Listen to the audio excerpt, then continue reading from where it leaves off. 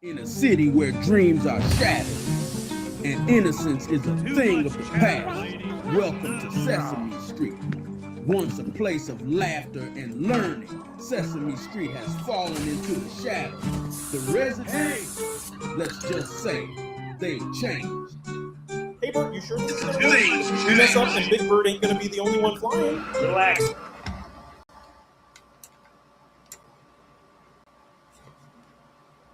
Hey, let's just We're gonna start that again.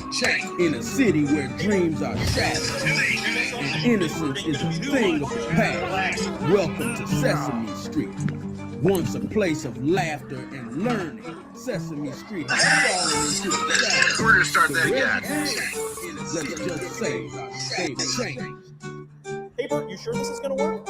We mess up and Big Bird ain't gonna be the only one flying. Relax, Ernie. We've got this. We just need to stay one step ahead of the count. 1, 2, 3, gets to collect.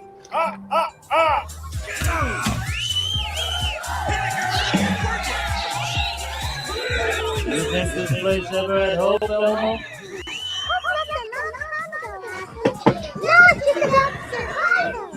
In this world, survival means playing the game, and the game has no rules. Come on, man. Got any more of them cookies? Help a monster out. Super Grover. Joke.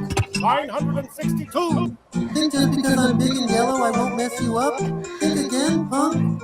Welcome to Sesame Street, where every day is a fight and only the strong survive. This mess made possible by the non-contributions from viewers like you.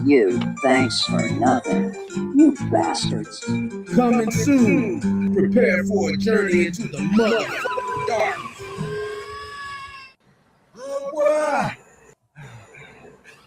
Agua! Dream that one day Democrats will stop acting like retards. That one day they'll stop letting criminals into our country just so they can steal elections with their ballots.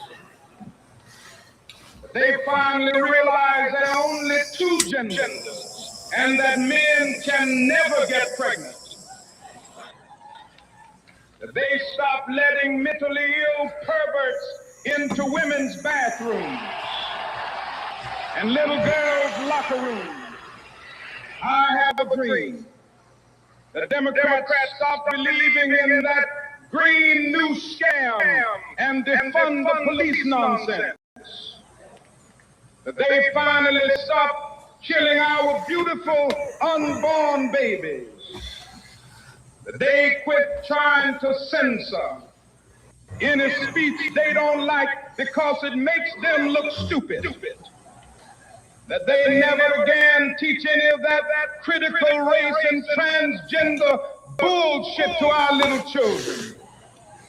And that they stop dividing us by the color of our skin and not by the content of our character. I have a dream that one day Democrats will stop acting like a bunch of woke little retards.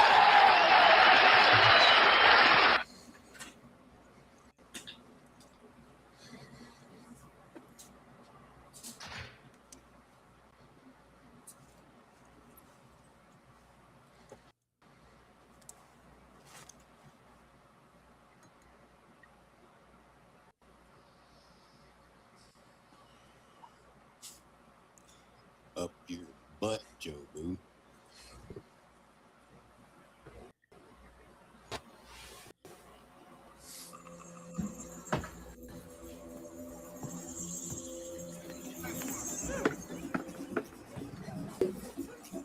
Yo, bartender! Joe Boo needs a refill. And watch it! Hustle, people!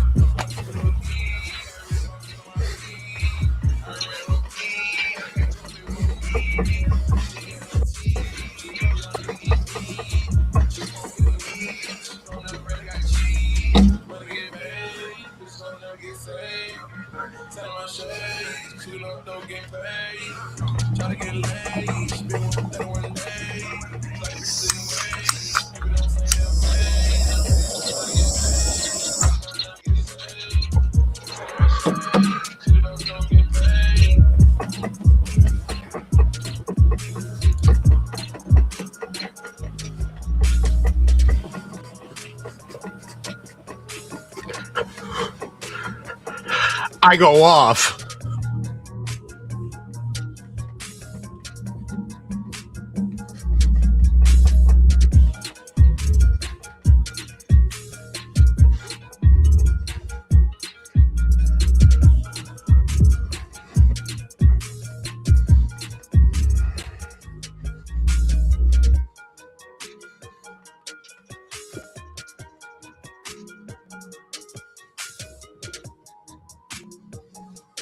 Step right up. Things are about to get crazy. Ladies and gentlemen, welcome to the AMC Ape Cage.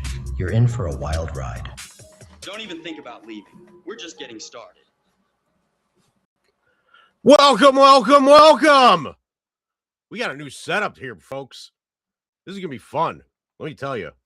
I am happy about the new setup because now I don't have to listen to the complaining on the other end about, hey, my battery is fully drained, so I can't help you here a little bit. I don't have that problem no more, which is great. So thrilled about that one.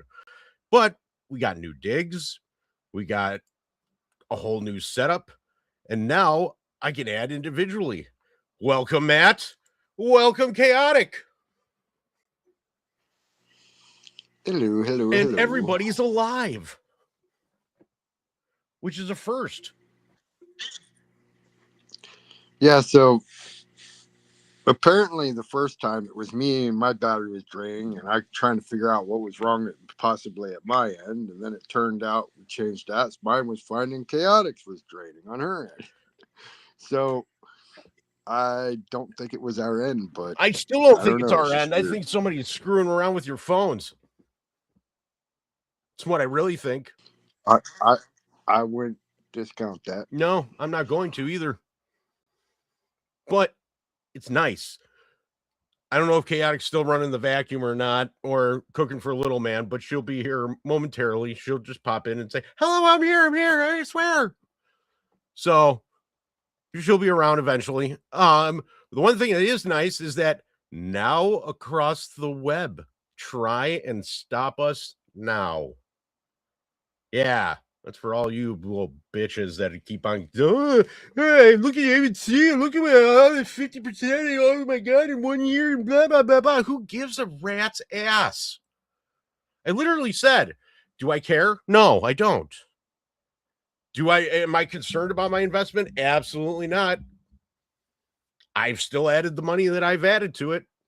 Still have the shares that I have with it.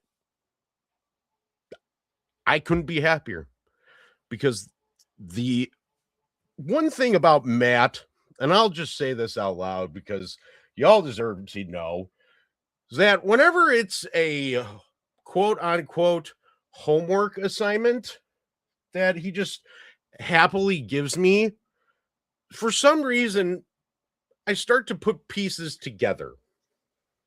In my defense, I didn't even know I was giving you a homework assignment. I just pointed something out. You took that on your own. Well, it was important. It turned out to be actually very important because it really does start this whole thing of a timeline and how we get from where we're at right now. And I mean right now. I don't mean going back in history and figuring out from all the way in the beginning. I'm talking about right now until you get your ultimate prize, your day in the sun, your dreams come true, your financial stars are changed, and you get a meme basket Moas. And I'm going to say it like meme basket and not individualize it between everybody because it is a meme basket squeeze / Moas, whatever you want to call it. It's going to be the squeeze of all squeezes. You've never seen a squeeze like this before.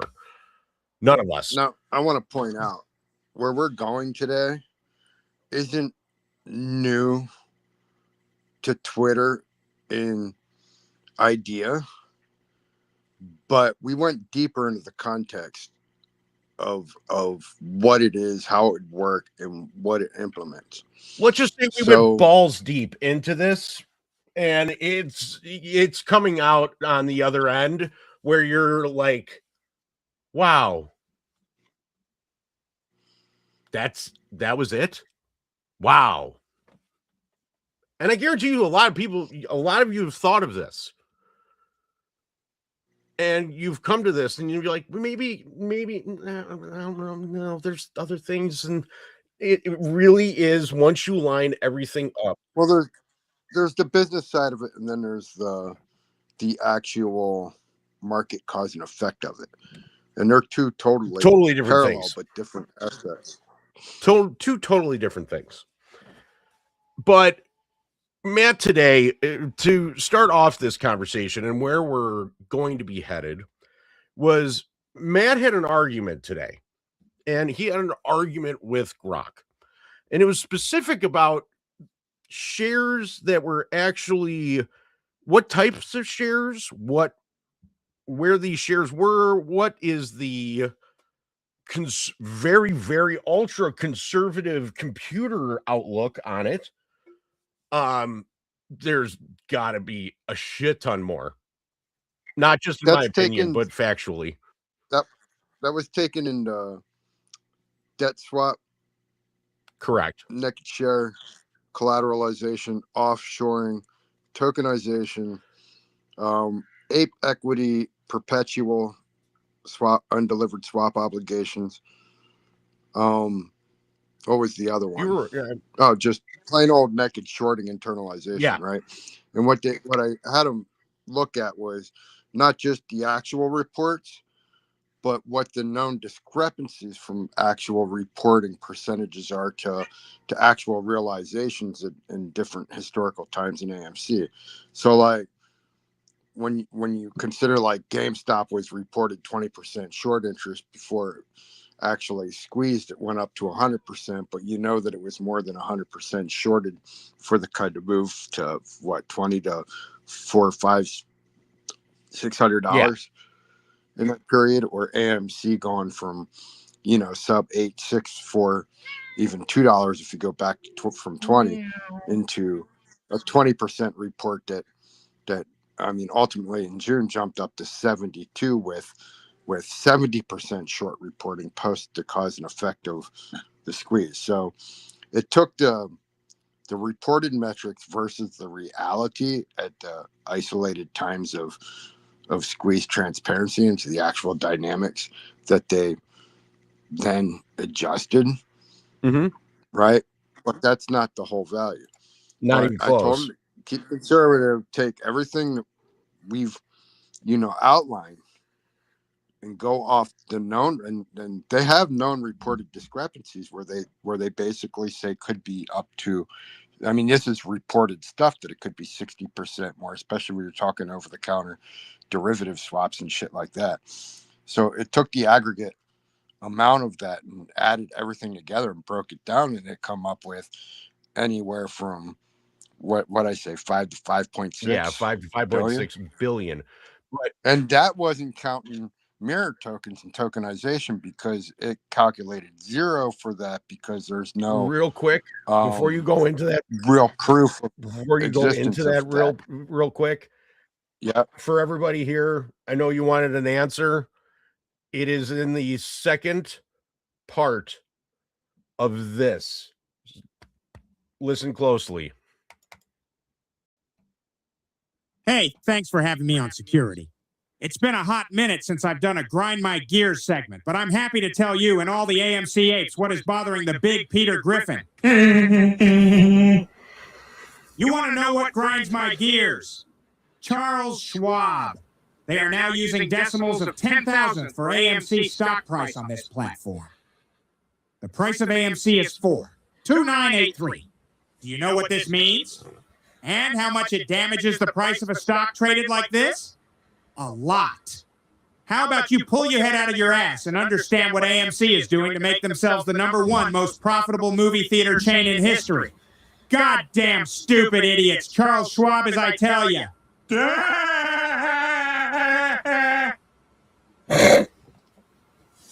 You want to know what grinds my gears? Brett Harrison and FTX. This guy literally did the rounds on social media, talking about how FTX tokenized stocks were backed 1-to-1 with real shares, and the SEC has never taken action against him. I mean, did the SEC testicles detach due to excessive jerking on Pornhub? I'm talking to you, Hester Pierce. Those SEC regulators are real douchebags. You know what they did to me? Security. What did they do to you, Peter?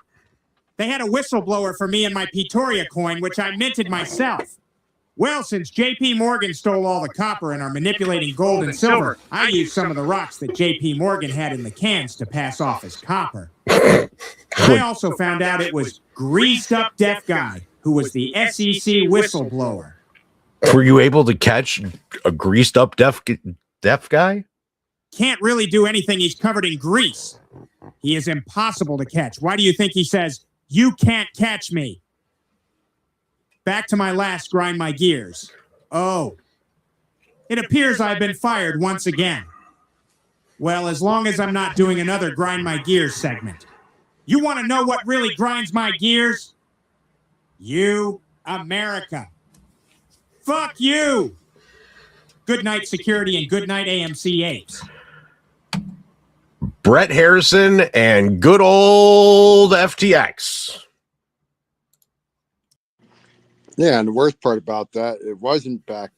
Not only wasn't it backed 1-to-1 by shares, but it wasn't even backed 1-to-1 or 100-to-1 per option contract representing future shares. Correct. So it had zero back. So there's an infinite, in other words, there's an infinite amount of synthetic shares that are out there. And that was just more proof that offshore jurisdictional regulatory leniency didn't allow the SEC regulators to capture the fact that they were reporting ownership in an offshore account that wasn't even a custodian of FTX anymore. Not even close. That's the funny part about it. Now, why this is such a big deal is because this leads into now your Epstein files. I spent Saturday, Sunday. Some of you saw me up at like 4 o'clock in the morning, and that was me working straight through because I literally had my thing hooked up to my data miner and basically was digging into every single individual file that would associate that email or that writ in his book that described those synthetic shares that were purchased on the day of the squeeze to suppress GME and AMC to stop the squeeze. And that is truth. That is 100% factual. It is 100% true. There is mentions of this in DOJ write-ups. There is mentions of this with the other synonyms that are, I don't know, quote unquote cops or supposedly. I thought they were BlackRock's army, but that the same thing. It's to cover up that. All of it was meant to be the ultimate cover up. And how they basically learned all this was through your good friend, actually his retail's best friend, Mr. Madoff. Yes. Why is that name so important? Well, everybody learned how to do what our good friend Philip Wang with Archegos, who happened to just, deplete in one day $600 billion from a financial institution. He didn't go to jail that day. He was able to run around. He was able to do everything he did. But he learned that from Ken Griffin. Ken Griffin learned it from Bernie Madoff. I'm starting to kind of turn the wheel a little bit when it comes to how you can never get you couldn't get Ken Griffin because he's too well insulated, so on and so forth. That insulation kind of flew out the window real quick, especially with the quote unquote Epstein files and the DOJ backing that and saying the 31,000 synthetic zombie stock coins that were purchased to suppress the movements of GME and AMC was enough to go ahead and put him behind theoretical bars. And why do I think that he's able to get away with it? Well, I don't think they would be letting Philip Wang be pardoned for no reason. I really don't. I mean, he's got to be bitching like crazy, sounding an alarm, something that he's going to go somewhere and basically spill the beans. Yeah, it could also stem from Andrew Left, but could.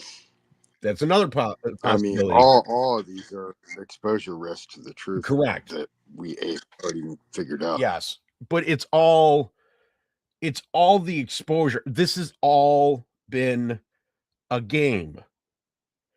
And the game is really called hide and seek.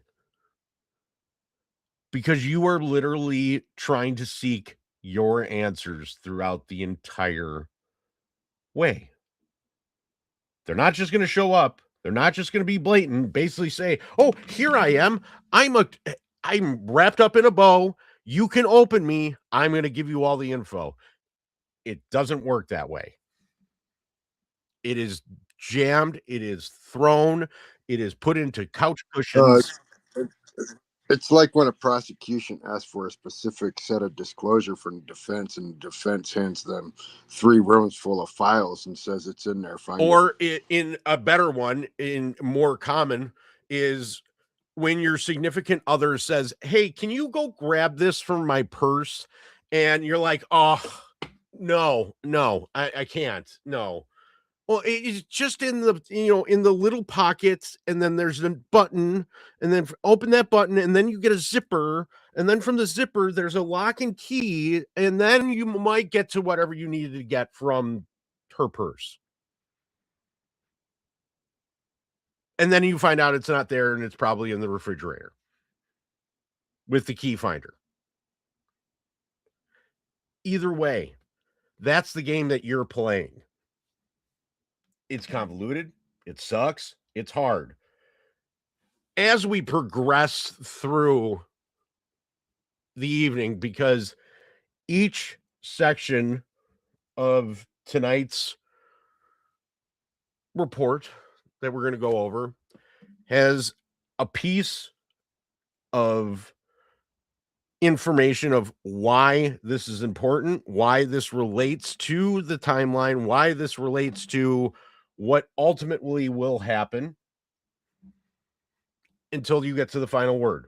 And in the final word tonight, you will have my theory on the ultimate answer.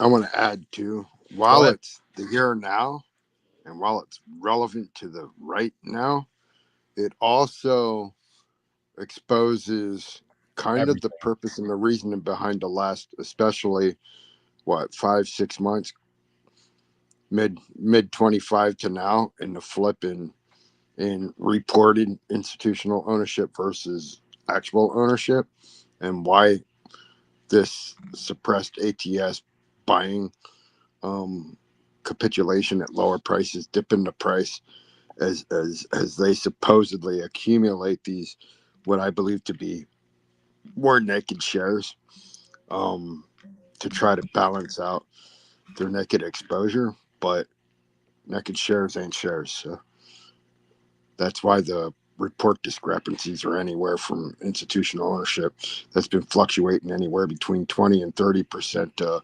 50 and 55%. Well, I think what the high was 52%. 52%.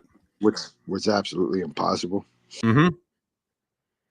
If you look at the timeline and when you really calculate all this stuff, everything is based upon symmetrical years. And what I mean by that is that it was, Matt, you explained it the other day. It was 3 years and 1 month from the FTX went bankrupt in November 22, or November 22. The banks went bankrupt starting Q1 22. Mm-hmm. Oh no, 2023. Yep. Because it was right after the FTX that exposed them. So we're exactly 2 years and nearing the 35-day benchmark from the beginning of the quarter of the bank failures and realization of losses. And it's only going to get worse. These timelines are significant in the treasury yield exposure on the carry trades, which were May 17th of last year. So that comes into the culmination of the end of Q1. You Which have also comes into also the Ape issuance in August, 1 year reverse merger, split of the Ape into the equity, which on the exemption timeline put it into that first 2-week period of October, which they didn't have the report at Fintel. Mm-hmm. Of course not. They delayed the report. Bi-weekly final reports didn't come out for till 2 months late, or a month later, and 2 months later they finally finalized the months. But to this day, you still don't have the intraday exposure from the 1st to the 15th. You have the previous end period report, you have the previous mid-period report of October, but the intraday is not there on FTDs. It's going to get more interesting as it goes on. I can tell you that right now. When you take that 23 timeline, you're coming into that Q4 25 which we seen. Mm-hmm. We seen that same exposure in October, which made June, July, August, September, October, November, brings you into the 6 months from the carry trade, May. Mm-hmm. I call it lack of kitty effect.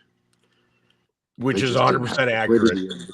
They just didn't have enough liquidity in the kitty to There was no kitty effect. The milkman didn't give the cat milk. Milkman just went right to the mom. That's what happened, unfortunately.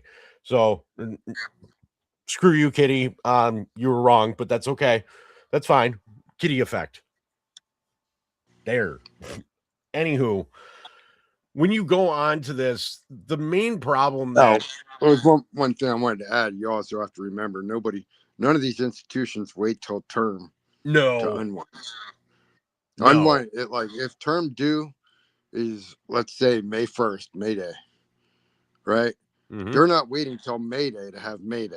They're already already unwinding that term exposure in the 30 to 60 days before that, so that when May Day comes, they're not putting all that pressure in one day on the entire treasury auction tied to that. Instead, I believe that they are. Now, the reason why that I believe that they are is because they think that they have some saving grace when it comes to, crypto and CBDC and all that other crap that they're planning on, we're going to be in all banking systems by the end of Q1 and blah, blah, blah, blah, blah. Listen, my opinion, why Bitcoin is going down has nothing to do with, actually has everything to do with gold. But it doesn't really have that much to do with silver. And the reason why I say it like that is because the US government needs something to back our money with. That is Bitcoin. So if gold goes up, Bitcoin is attached to treasuries, and treasuries is attached to gold. That's the only thing that gold and Bitcoin have in common. You can call Bitcoin digital gold. It's not digital gold. It's treasuries. It's been treasuries the entire time. And in order to make it legally swapped into treasuries, they made gold liquidity value that was recognized as collateral for treasuries. Not because it was a new thing, but because that's what they were already exposed to anyhow, so they had to make it legal. It's these little people inside a computer, and they're just mining. They're just mining for these digital coins. And what you do is you take the real fake money and you move it over to the more real fake money. And once you have more real fake money, you move it over here, and then you get the more real fake money, and you just kind of do that. I'm so confused. It's no different than there's these little people in the Fed Treasury that just keep pushing buttons and magically making numbers appear on bank balance sheets. Boop. It's no different. Boop. They pull magic tricks. That's what they do. It's not even pushing buttons anymore. I'm an idiot. I can push buttons. I can be an ape. I can push a button. Boop. The first argument they're going to make is that, yes, but Bitcoin has blockchain. It has proof of work. Yes, well, it also has the same ATS internalization, bilateral contract swaps, and everything else that's in the traditional market is no different in the crypto market. It ain't on the chain. It's not on the books officially for transparency. It's bilateral contract staking and collateralization through debt obligations and netting. And if you don't, and that's a dilutive factor. Maybe not the blockchain itself, but of the value of the coin itself when it's being swap traded at values that manipulate and undermine the decentralized project that Bitcoin was originally supposed to be. And my diamond nutsack, when you shine a light on it, it literally twirls like a disco ball. Can I tell you something? Here, if gold goes up in price, let's just say gold shoots up and it's $7,000 all of a sudden, just random. Oh, Bitcoin's 9. Why? because they need to outperform gold. If anything happens when it comes to bricks, and if they are going to have that gold-backed currency, they need to be able to go ahead and have a product or a quantity, or that they have to have collateral value. They have to have collateral value. If the obligation goes up, the collateral value has to go up. So therefore, Bitcoin as a treasury backing, the more debt they print against the value of the treasury, the higher the Bitcoin has to be in order to collateralize that treasury. So hence, why is the price of Bitcoin going down? Well, they have to get everybody out of Bitcoin to be able to purchase the majority so that they can be the sole owner of Bitcoin. I think Matt, I think me and you said this probably a year and a half. Yes, and they also need that for the margin liquidity against the gold and silver market obligations that they arbitrage against the treasury. Correct. Because you're pulling out of treasury, you're moving into metal. We're going to be getting into the treasury portion of this here momentarily. I don't know if our good girl is back yet, because I know little man had a little cranky time. I thought for sure she'd be jumping in when I started talking about cryptos and blockchain. That's what I thought was going to happen too, but you can't, if Boo Boo wakes up with a Krabby Patty, her duck's in the background going nuts. Quack, quack, quack, quack, quack, quack, quack. Or Rubber Ducky. Rubber Ducky, you're the one. Just because I'm big no, and hey, I won't fuck you up. Hey, Rubber Ducky, you're the one. Oh my goodness, sorry about that, guys. Roland took a nap for just a short while. We woke up very upset, so I had to handle that really quickly. But hey, as long as everybody's okay, that's all that matters. Little man's all good. We're good. He just, sometimes you just wake up pissed off. You wake up mad. You know what you get? It's, Mom, I need an ice cream. That's what we're working on right now. We have some cupcakes. We're working on it. Cookie Monster needs a cookie. Do you have a cookie for Cookie Monster? We've got stuff for pizza. Yeah, we got some Zaza and we got some claps. Everybody's clapping for you. Yeah, ready? But you're great. That's why. But you're doing great. That's why. You're a good boy. Well, that's my earpiece. So we were talking. We're going over a timeline because of Matt's ultra late homework assignment that he gave me.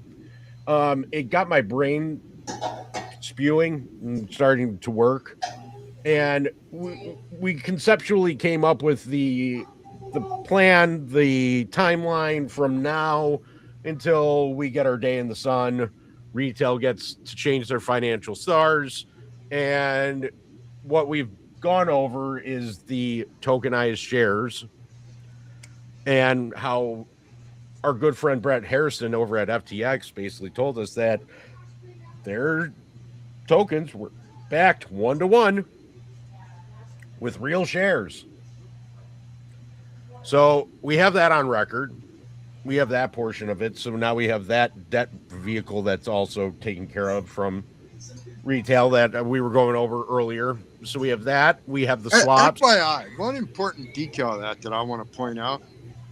When that spin-off Ape Equity was issued, there wasn't a single tokenized AMC shareholder that received that spin-off Ape Equity from the company, because the company was not tied to that and not obligated to it at the time. Correct. It didn't exist. Correct. You are a placeholder of a like-kind asset that didn't have the right to issuance of a dividend spin-off that would be obligated to them, but from the company. Wasn't Ape? So you tell me where they located all that. Oh, they didn't. And I never said that they located it. About it is the fact that FTX went through bankruptcy court. They went through everything that they had available to them as far as, obviously we know they didn't keep real books, but there was nothing that addressed the tokenized shares. That was a make-believe set of books. And the reason why is because you can't illegally transfer obligation of traditional assets into crypto at the time. It wasn't a recognized legal security for that type of value transfer of traditional market investment. Yeah. It was more of a make-believe, like fairyland. It's like when Homer had a heart attack and he goes, Homer. It was on the bus backed by an FTT token that they fucking diluted and manufactured out of thin air, issued to a bank as a Fart debt in the wind. instrument. Fart in the wind. It was manufactured from. Marge, I had a most wonderful dream. I had all these little men in red pajamas, and they were sticking pitchforks up my butt. It's just random of random. There's no explanation. There's no statements. There's no nothing. It was just created. Why? It needed to stop us. Plain and simple. On top of that, CZ exposing FTX for what it was in his attempt to shut FTX down so he could be the big seat at the crypto table, damn near demolished the entire industry. But he had to. He actually. That's kind of the issue here. Because someone's got to go to jail. Ultimately, I learned that in National Treasure. Someone's got to go to jail, Ben. That's just what has to happen. But a lot of the answers that we're going to be displaying to you for the rest of the night come from what we're about to go over. And that is AMC. The global financial collapse, criminality, and how the system protects the wealthy while exploiting the rest. Let's face it, the financial world is rigged. The wealthy elite, hedge funds, family offices, banks, government, regulators have been pulling the strings for years, creating a system that bleeds the average person dry while they sit comfortably on top of their ill-gotten gains. And now, in the face of the potential financial meltdown, they're once again gambling with people's livelihood, making sure they walk away unscathed while the rest of us get crushed. If you think this is just a series of bad luck or unfortunate events or random events, you're wrong. It's not just a coincidence. It's a carefully engineered plan. The system is designed to protect the wealthy elites at all costs, while the rest of us are left to burn. This report isn't here to sugarcoat anything. It's here to dive deep into the criminal behavior of governments, banks, hedge funds, and show you how that they're not just letting this happen. They're actively enabling it. You're about to learn the ultimate truth. Money makes crime pay. Here's the cold, hard truth that no one in power will tell you. If you have money, you can get away with crime. And I'm not talking about petty theft here or sneaking a candy bar from the corner store. Oh, no.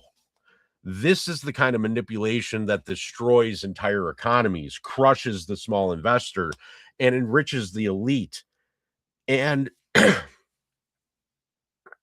it's all done without breaking a single law. The reality is that it's a rigged game. And guess who's holding all the cards? The people who already have the most money. And guess who gets left holding the bag? You. The person trying to make an honest living while getting slapped with the consequences of someone else's greed. Here's the problem. And I'm going to give you a perfect example. Let's start with the clear example, and that's JP Morgan and the silver dump. You heard of it, but you may not have heard how it really went down. Here's the story. Silver, once sitting comfortably at $121 an ounce, suddenly plummeted to $74 before finally settling around $78. You might assume that it's just a random market move, but that's where you're wrong. The timing here was no accident. This wasn't some natural market correction. This was a deliberate manipulation designed to crash the price of silver at just the right moment. Who walked away laughing with all their profits? You guessed it, JP Morgan. Here's where it gets interesting. JP Morgan wasn't just dabbling in little silver trading. Oh no. They had a massive short position, nearly $10.8 billion worth of silver futures. And wouldn't you know it, the silver price dropped to exactly $78, right around the level where JP Morgan closed out of their short position. If you're not seeing a pattern here, please wake up. This wasn't random. This was a textbook case of market manipulation. Let's connect the dots, shall we? On December 2nd of 2025, U.S. banks were sitting on 17,838 silver future short contracts. That's a staggering 89.19 million ounces of silver, valued at approximately $10.8 billion. When silver was at $121 per ounce. So let's break this down. JP Morgan, the other big player like them, were sitting on a massive exposure with a clear financial incentive to drive the price down. They had every reason to create panic in the market, crash the price, and then buy it all back at a discount once the storm had passed. Think about it. What better way to pick up cheap silver than to force the price lower and then swoop in when it crashed? The price of silver didn't fall because of market forces or some random correction. It fell because the elites wanted it to. They drove the price down with their massive short positions, creating the perfect opportunity for them to buy it back cheap once the panic had worked its magic.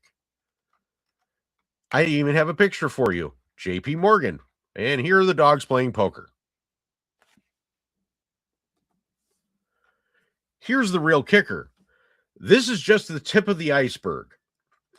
What we're seeing here with JP Morgan and silver is no isolated event. This is the playbook where they've been using across multiple markets for years. Whether it's silver, crypto, stocks, or any other asset class, the strategy is the same.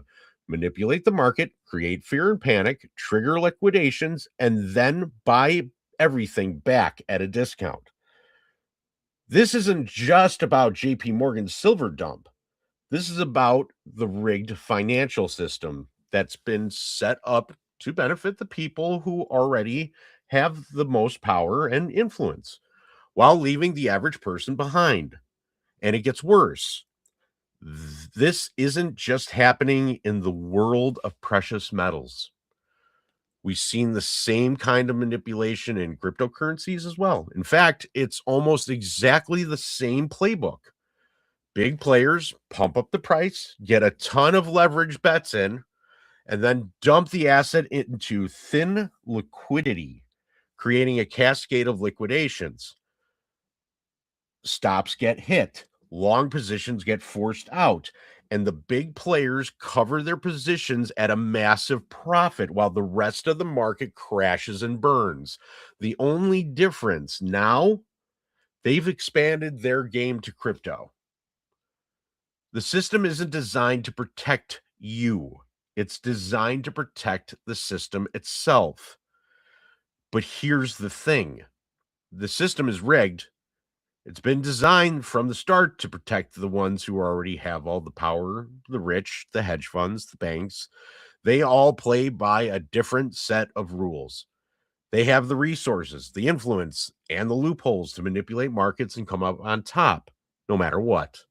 Meanwhile, the rest of us are left to pick up the pieces when the manipulation inevitably causes a crash. It's like they've stacked the deck in their favor and they're laughing all the way to the bank while the rest of us are left in the dust. Why is this happening? Simple. Because the regulators, the people who are supposed to stop this kind of manipulation are in on it. They're not doing their job. In fact, many of them come from the very banks and hedge funds they're supposed to regulate. Look at FINRA's board. I guarantee you half of it has come from the institutions that they are supposedly supposed to be policing. Is it conflict of interest? Oh, you bet. The system is designed to protect you. It's designed to protect the system itself, the same system that allows the rich to get away with it and leaves everyone else paying the price. But here's where it gets even more frustrating. It doesn't stop. The same elites are back at it again, manipulating the markets, inflating bubbles, and causing chaos, all while they profit. They know that when it all crashes, they'll get bailed out, and you'll be the one left with the wreckage, the debt, and the fallout. The financial system isn't broken. It's working exactly the way it was designed to benefit the wealthy at the expense of the rest of us. Now, the big question is, what do we do about it? Well, we got a potential solution. Bitcoin. Bitcoin is decentralized, meaning it isn't controlled by the same banks, hedge funds, or government elites or entities that have been manipulating the system for their benefit. It's trustless, no middlemen, no shady deals behind closed doors. And this is the same thing when it comes to Ripple and XRP and all that, because it's decentralized. I have my own opinions on this, which we'll get to at some point, but I continue. It's the way to opt out of a broken system that is rigged against you. More and more people are starting to realize this, waking up to the fact that the old financial system is a scam, and Bitcoin is the alternative that offers true freedom from manipulation. So what's next? Well, watch the flows, because when the money moves, the real story unfolds. The game is rigged, and if you're not paying attention, you're part of the system that keeps getting played. The question is, how long will it take before the system collapses under its own weight? When it does, the elites will be fine. They always are. But what about the rest of us? Well, I got an answer for you. And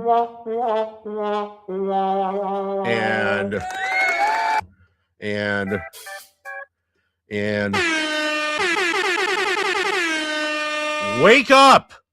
The game is rigged. And until we realize that, we'll keep playing by their rules. And they'll keep winning.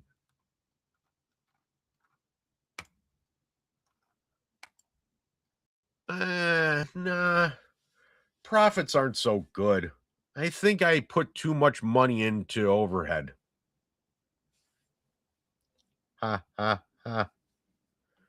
Ha, ha, ha. The ultimate truth. Money makes crime pay.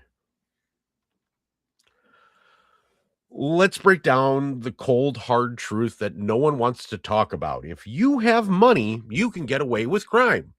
We're not talking about small-time theft or sneaky shoplift here. No, we're talking about the kind of manipulation that destroys entire economies, crushes small investors, and enriches the elites, all without breaking a single law. It's a rigged game, and guess who's holding all the cards? The ones who already have the most money.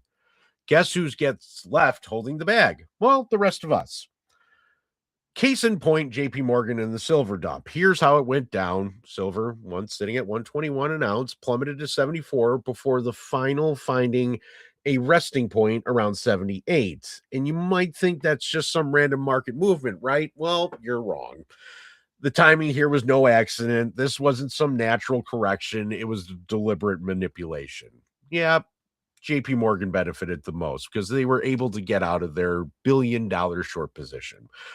But I'm going to give you more answers now. So here we have 17,838 silver future short contracts.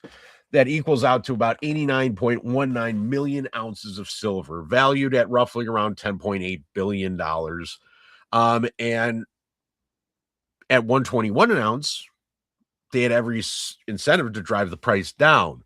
This is where that reverse funnel that Matt and I always talk to you about in the metals market, this is where the panic sets in. This is where they go ahead and they start siphoning off money. And Matt, what did they end up profiting off of that on Friday? I think it was $5 billion, I believe. Yeah, I believe that's what we're at. Yeah, they ended up profiting off of Friday $5 billion. And we ate 10. Retail did. And what's happening with silver right now? I didn't see the closing price today, or well, it hasn't closed yet. But what was it at? Like, I think it was at $89. 91 last time I checked midday. Okay, so if you guys, either one of you can, but you have to look at it close to close, mark to mark.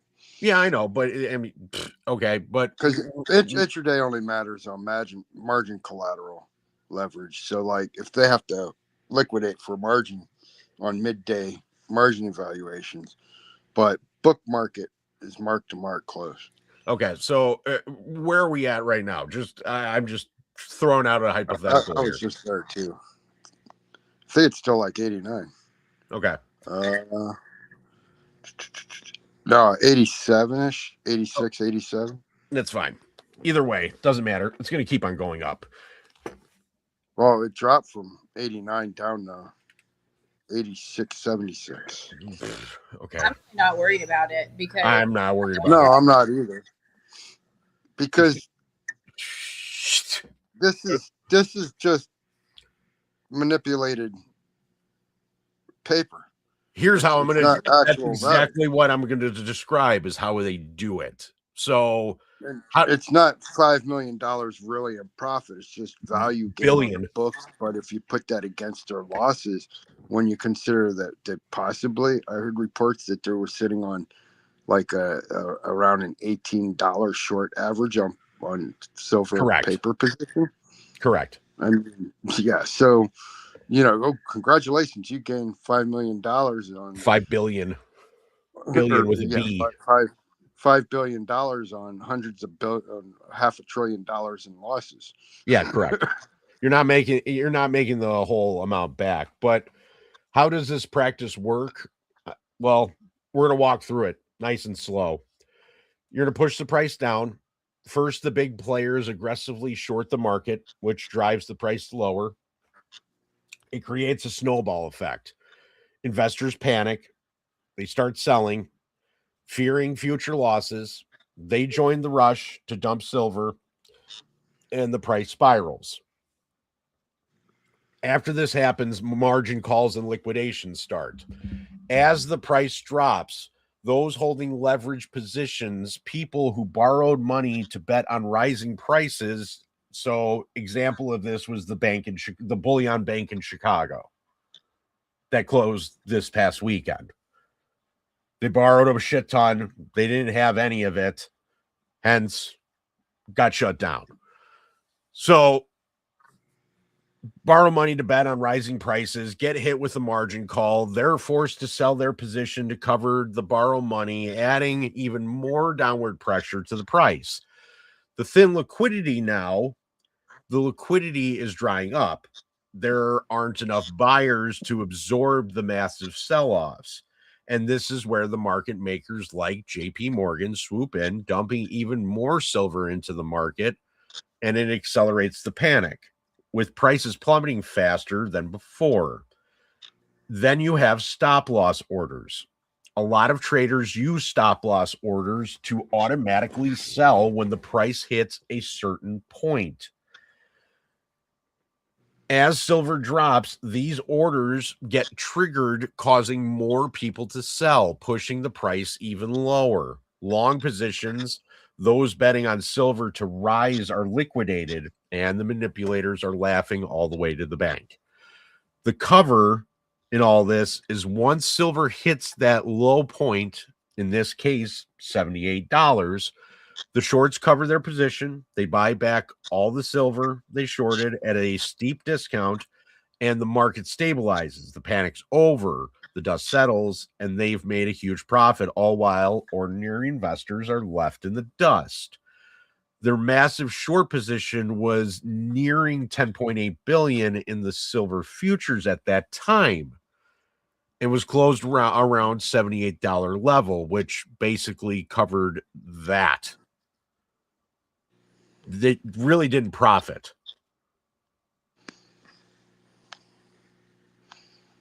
Now you might be thinking, but this is silver. Does this really happen in other markets? Absolutely. It's the same playbook in crypto.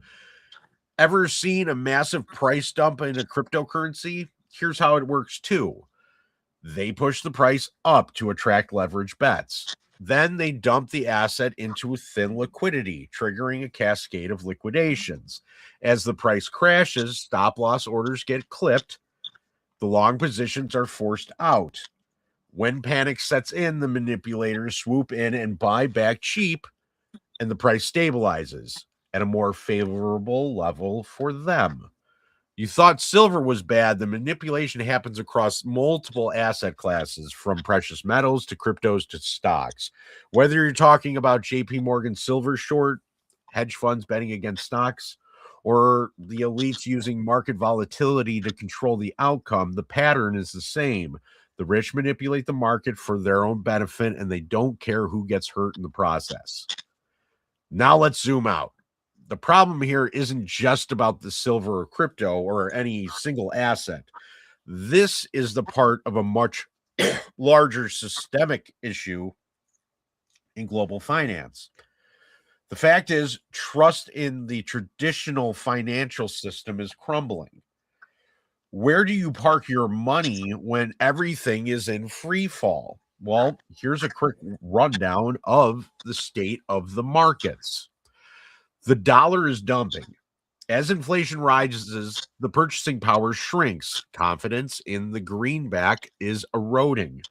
Gold is losing its luster as a safe haven. Sure, it's used to be the go-to asset for those seeking refuge, but in today's manipulated market, even gold isn't safe. Stock markets are tanking. And despite the usual promises of recovery, they seem to be stuck in a rut.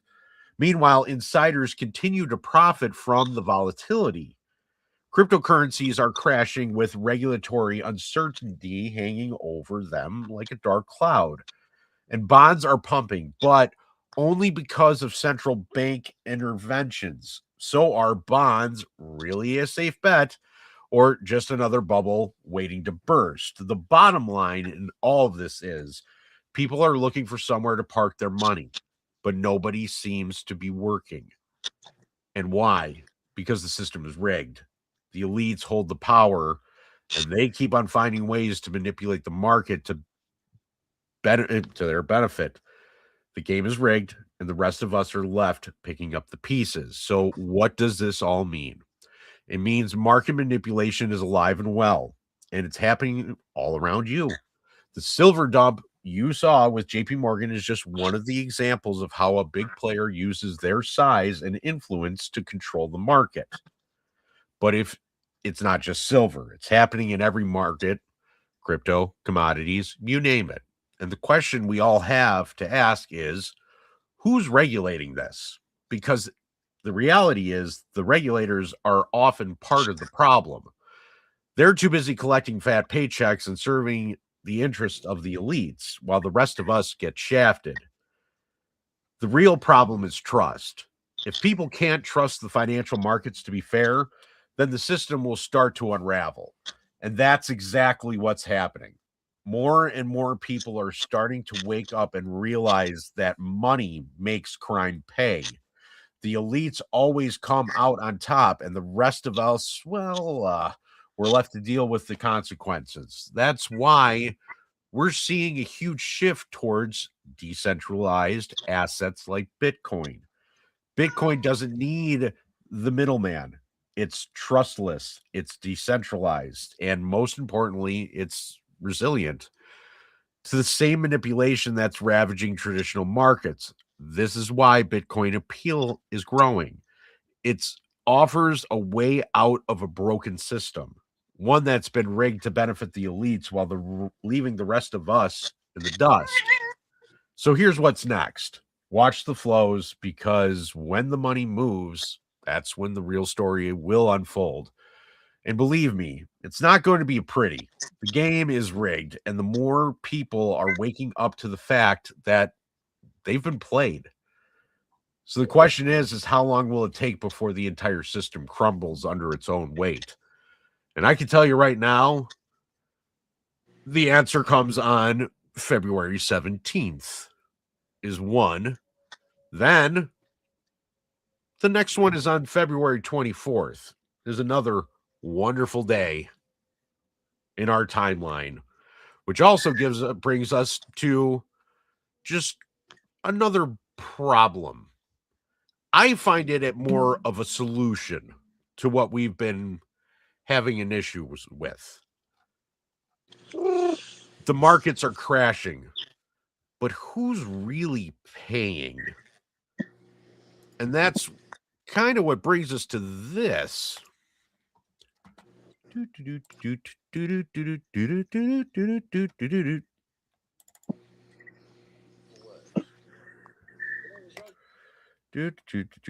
got to go back into here. Sorry, I was going too fast. And here, and here, and here, and so many buttons that I get to push now. I feel so... screen. Yep. And we are going to go here and here and there, and here we go.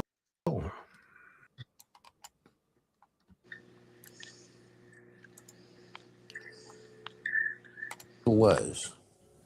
Your name is Roger, yes? Roger. Ah, that's your name. Roger. Good. And what do you do, Roger? I'm a financial consultant. Consultant, eh? Roger, yeah, yes. Terrific. And Roger, how's business at the moment? Not bad, thank you. Been a bit quiet lately. How do you mean lately? Since the war, been a bit quiet. Fair enough. Okay, Roger, your special subject tonight is the economies of the European community. Your time starts now. Best of luck. Thank you. How much does Greece owe, Roger? $367 billion. Correct. And who do they owe it to? Mostly to the other European economies. Correct. How much does Ireland owe?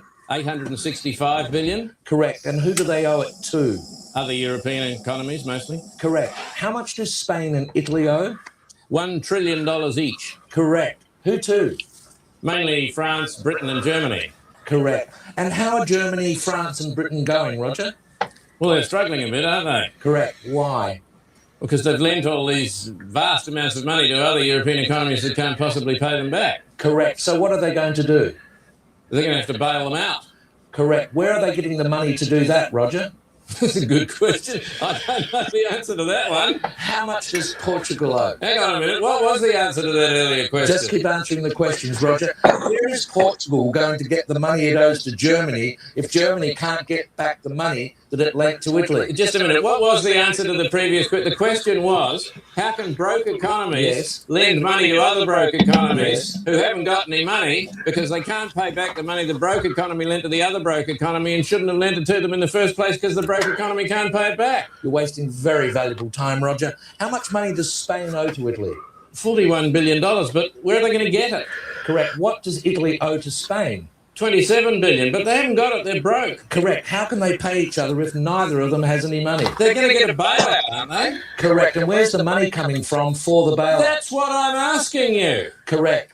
Why are people selling the European currency and buying the US dollar? Because the US economy is so much stronger than the European economy. Correct. Why is that, Roger? Because it's owned by China. Correct. And very well done. And after that round, you've lost $1 million.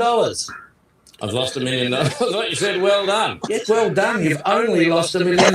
That's an extraordinary performance, I've Roger. only lost $1 million. Very well done. And that's quite good, is it? Oh, it's excellent. Sell everything immediately. Quickly. Why that movie got played, or that video got played, well, I don't know why I said movie, but Matt, go ahead and tell about these special rebates. Yeah, so the UN literally, quote unquote, basically said, not verbatim, but basically said that if the U.S. doesn't monetize the UN with its cash infusion budget contribution, that the UN could, U.S. and other big paying countries, right? I don't know which others, U.S. specifically, right? That it has rebate and credit obligations to other countries who didn't pay. So basically what they're saying is that they're obligated to pay rebates or credits for budgeting from other countries' payments that didn't pay, that if the U.S. doesn't pay in our contribution, they'll be illiquid in these forward payments. Wait, so we pay and we paying for other people? Well, apparently, whether the country's budget was paid or not by the contributing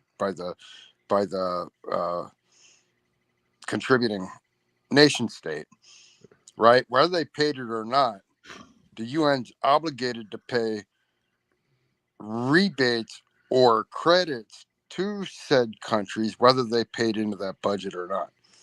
And that big countries like the US have to pay their budgeted contributions in order for the UN to stay solvent in forward obligations of rebates and credits to these other non-paying countries. What? In other words, Yes. We're paying for a rebate? Yeah, we're paying for rebates on funds not received. I call that straight hogwash.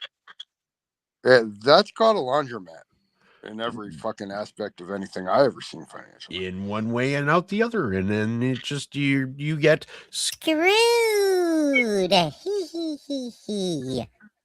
And this great part, they said this like quoted in a UN conference. What? No, they This is didn't. a I want to public see UN this. conference. I'm literally going to look this up like after the show. I'll because send it to you now. Oh yeah, you can send it. I'm not putting it on right now just because. Yeah, I don't want to get like irately pissed over something stupid like this. Can I jump in and talk to everybody about nickels? Go ahead, Nickel Queen. Yes, Nickel Queen.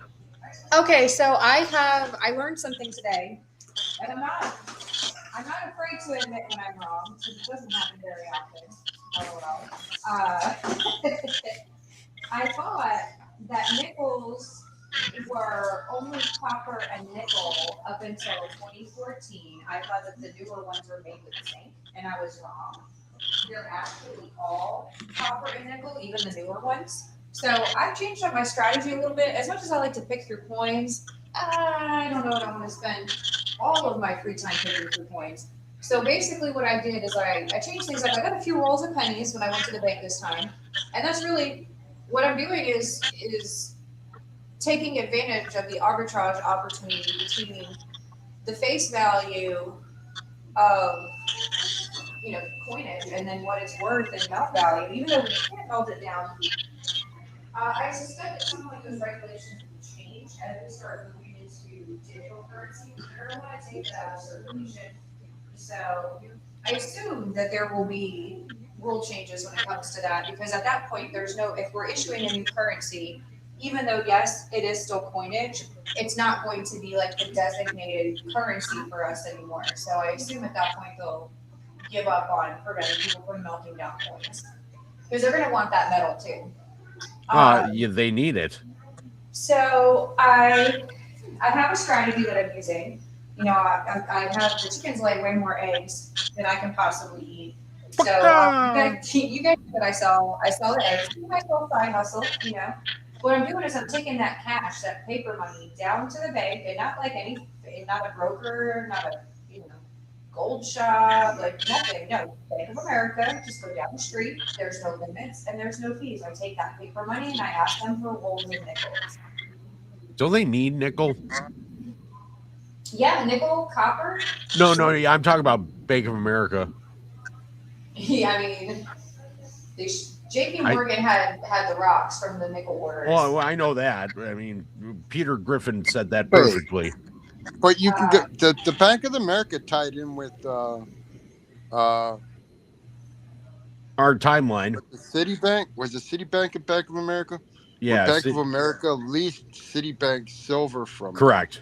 Then Forward sold option contracts to Berkshire, who exercised the rights to silver on them contracts that Bank of America didn't have.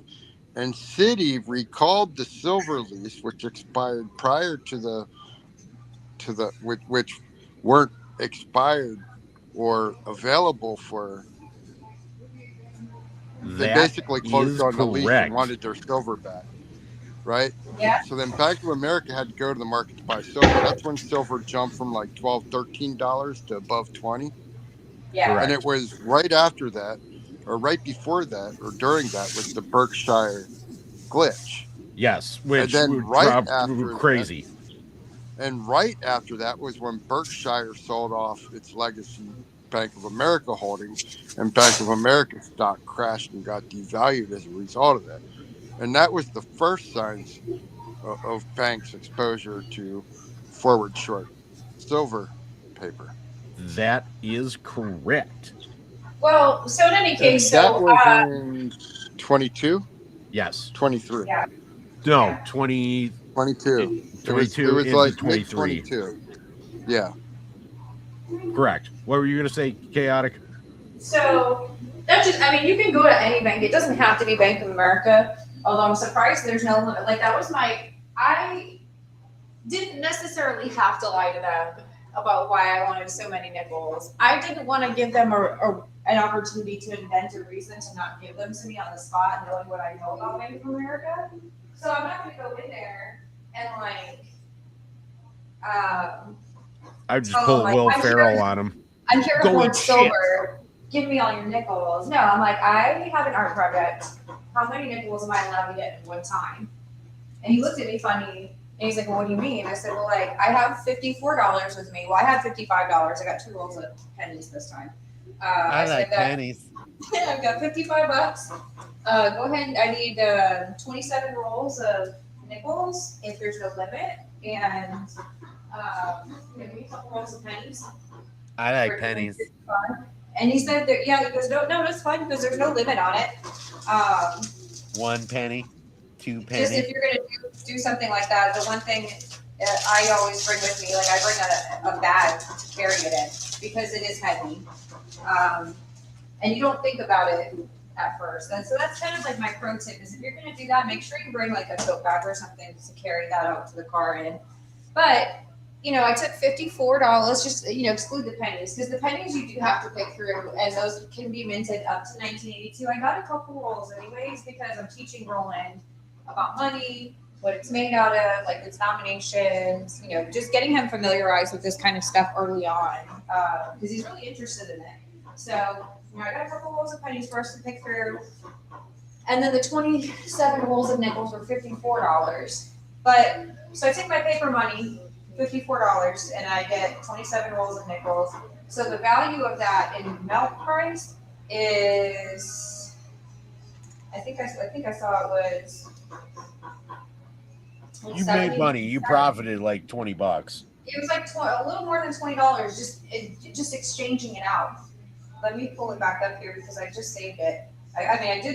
I went into Chat GPT and had it break everything down for me. I did the monster math while I was in line, and that's how I ended up You did the arriving. monster math. I did the monster math while I was in line waiting for my turn, and I realized very abruptly that I needed to be switching to all nickels. Was it a graveyard smash?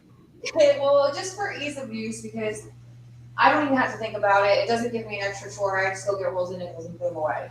That's just about as easy as it gets, gentlemen. So, so of the $54, copper value is $53.50, and the nickel value is $24.10. So total grand total metal value, $77.60. So I literally made a little more than $20 just walking into the bank and swapping my paper currency for metal. And that's an arbitrage opportunity, gentlemen. And that's what I did with, because I told you guys a story about what I did with silver back in the day. This is the exact same thing, but it's easier with nickels because you don't have to think about it. You just go get fucking rolls of nickels and put them away. You don't even have to remember dates. You don't have to remember mint marks. You don't have to remember, anything other than give me a bag of nickels. You get a stack of nickels and you call it a day. It's about when my eyes beheld an eerie sight. Sorry, I had to. Oh, I love it. So I'm back with more information. I came here to say that I was wrong about nickels, but in a good way, in the best way possible. I like pennies. It's actually much easier than I was making it for myself. I went back through the cup of change that I went through the other night and pulled all of the nickels out as opposed to just the ones up through 20. As long as it didn't have Mountain Dew in the cup, you're fine. Yeah. So that's what I'm doing. I would highly, highly recommend everybody do the same, just because it is so easy. And honestly, the thing is, it can't be worth less than 5 cents. It's always going to be worth 5 cents, no matter what. It can only go up. It's not going to go below 5 cents. If you decide that you're in a pinch, oh no, maybe I bought too many nickels. If you find yourself in a situation where you bought too many nickels, you're not losing any money on fees or trades. Because with crypto, if you mess up, you have to pay another fee to do it in trade, or a dealer with gold and silver. Like if you sell it, and you have to worry about the market price, for the overhead of the shop and everything. This is just very, very simple, very straightforward. You take your money to your bank and exchange it for nickels, and then put them the fuck away for later on. That's all you have to do. It's not any more difficult than that. This is so much easier than silver, you guys. I was so tickled in line at the bank that, I had to. But so the guy looked at me funny. I wouldn't say, I don't think they could stop anybody from getting too many nickels. How many nickels is too many nickels? They basically told me that there was unlimited. So I learned money glitch, you guys. This is an infinity money glitch. You go down to the bank with your money and just swap it for something else. Okay? I thought I was a nerd when it came to football cards, because I have them in some of them are in plastic sleeves, some of them are encased, but you have coins that are in plastic sleeves and all that as well. Yeah. And I bow down to you. You got the nerd award over me in every which way. Some of the coins that, over the years, I've downsized my coin collection quite a bit because it's a lot to keep track of, and I'm just worried about just every time I would move, I'd have to bag it all up and take it with me and, take extra care to make sure nothing got stolen. And I really just, over the years, have just decided to sell off different pieces as I go along. But some of the coins that I have here in my collection and sleeves are from the 16 through the 1800s. Some of them are super old, and they're definitely made. They're definitely made out of copper. I had a coin that Grandma Allen gave me. It was a 50-cent piece, but it's not a commemorative edition. It's not anything special. Just a 50. Here you go. Have Merry Christmas. Well, and more importantly, when we're looking at a trend where we use 10% of the value what did they say it was for last month, January, when we lost 10% value? It's going to keep on depleting anywhere between 12 to 15% per month. It is. And so we're in the end game stages, guys, where this is going to be a hard downward spiral. This is how you hedge against inflation, because you can always exchange that for something else later on. And just like now, a silver quarter, when you sell a silver quarter, you're getting way more than 25 cents for it. But if you take that down to the bank, they're only going to give you 25 cents for it. Like the arbitrage works in the bank's favor at that point. But we're on the opposite end of the spectrum now, where it is more advantageous to get them face value from the bank and then hold them until they're worth more later on. You're about to learn why. And it's not that far off either, because if we're looking at going to the blockchain by the end of Q2, and that seems like a very I don't see that happening. Chaotic started nickel squeeze 2.0. Yes, absolutely. I'm gonna be like Scrooge McDuck in a big swimming pool full of nickels. Quack, quack, quack, quack, quack, quack, quack. So, but I think that we're pretty close. I mean, the dollar's crashing. We have to have something to replace it. It can't just be nothing, you guys. I'm gonna give you a scenario here shortly. That's going to explain why I think that's not going to happen as we think it's going to happen that fast. It's probably going to be pushed back a little bit, but I'll explain why here shortly. And it's within these next two sections. I don't expect it to all happen overnight. I don't expect them to just turn everything on one day and have it. Oh, no. I'm not saying that either. I think it's a generational thing, but I'm older. I mean, there's just something about us older generations that money in your pocket's not the same as a card in your wallet. Cash isn't king anymore. But think about it like this, guys. They've already spent an entire generation. They're already 2 generations deep. Oh, no, I agree with all that. I'm just saying that the value of physical holding money, whether it's silver, gold, or even, piece of paper, it's fiat dollars, like the American global value, at least to Americans in an older generational sense, to be able to go to an ATM, get it out, and hold it in your hand is different than just moving money digitally from a wallet. Absolutely. Card. For sure. There's going to be, it's not going to be a smooth transition either, but it's just like everything else. It was a gradual phase out from the point where, like in the early 90s, most stores weren't taking debit and credit cards yet. Most restaurants were not taking debit and credit cards yet. I remember in the early 90s, I think it was 1993 when Burger King. The swipe, and then the paper that like turned gray for your credit card numbers. Oh yeah, here's a perfect example of what I'm saying. If you go to make a deal anywhere, and I don't care where you're at, and you walk there, and you show that person a handful of cash in your hand, you'll get a far better value for the product that you're buying on price value through legal physical tender than the inflation inflicts on the value. Here's another way to look at it. Somebody's real selling quick. a boat for $3,000 and you're doing a transfer credit, whatever, right? Let me write you a check or something like that. You're not getting shit. You walk up to somebody with a boat got for sale for $3,000 set. I got $2,000 in hand, sold. You know what's funny? I think that's part and of that's true. Thing, though, because right now, Apple Pay, in my opinion, Apple Pay was kind of the last nail in the coffin in terms of having people use digital money all the time. And then during COVID, they tried to discourage people from touching money by telling everyone it was full of COVID. So, right. It's full of cocaine and shit. But that's different. The more they deplete the physical supply, the more value actually having it in your hand is. Right? Yes. Exactly. And that's why the nickel now has a $20 plus spread. When I take that, if I take $54 down to the bank, there's a substantial spread there in the arbitrage. But coin shortages, there's a reason why there's no more silver quarters in circulation, is because the Treasury is taking them all back. All these coins, they're just going to continue to gradually phase it out. And then the older generation that only wants to use cash, will slowly start to pass away. And I don't mean to be morbid, but that's part of it. It's the older generation that is stubborn. You go sleep. They will still want to use cash until the day they die, so that's kind of what they're waiting on. Here you go.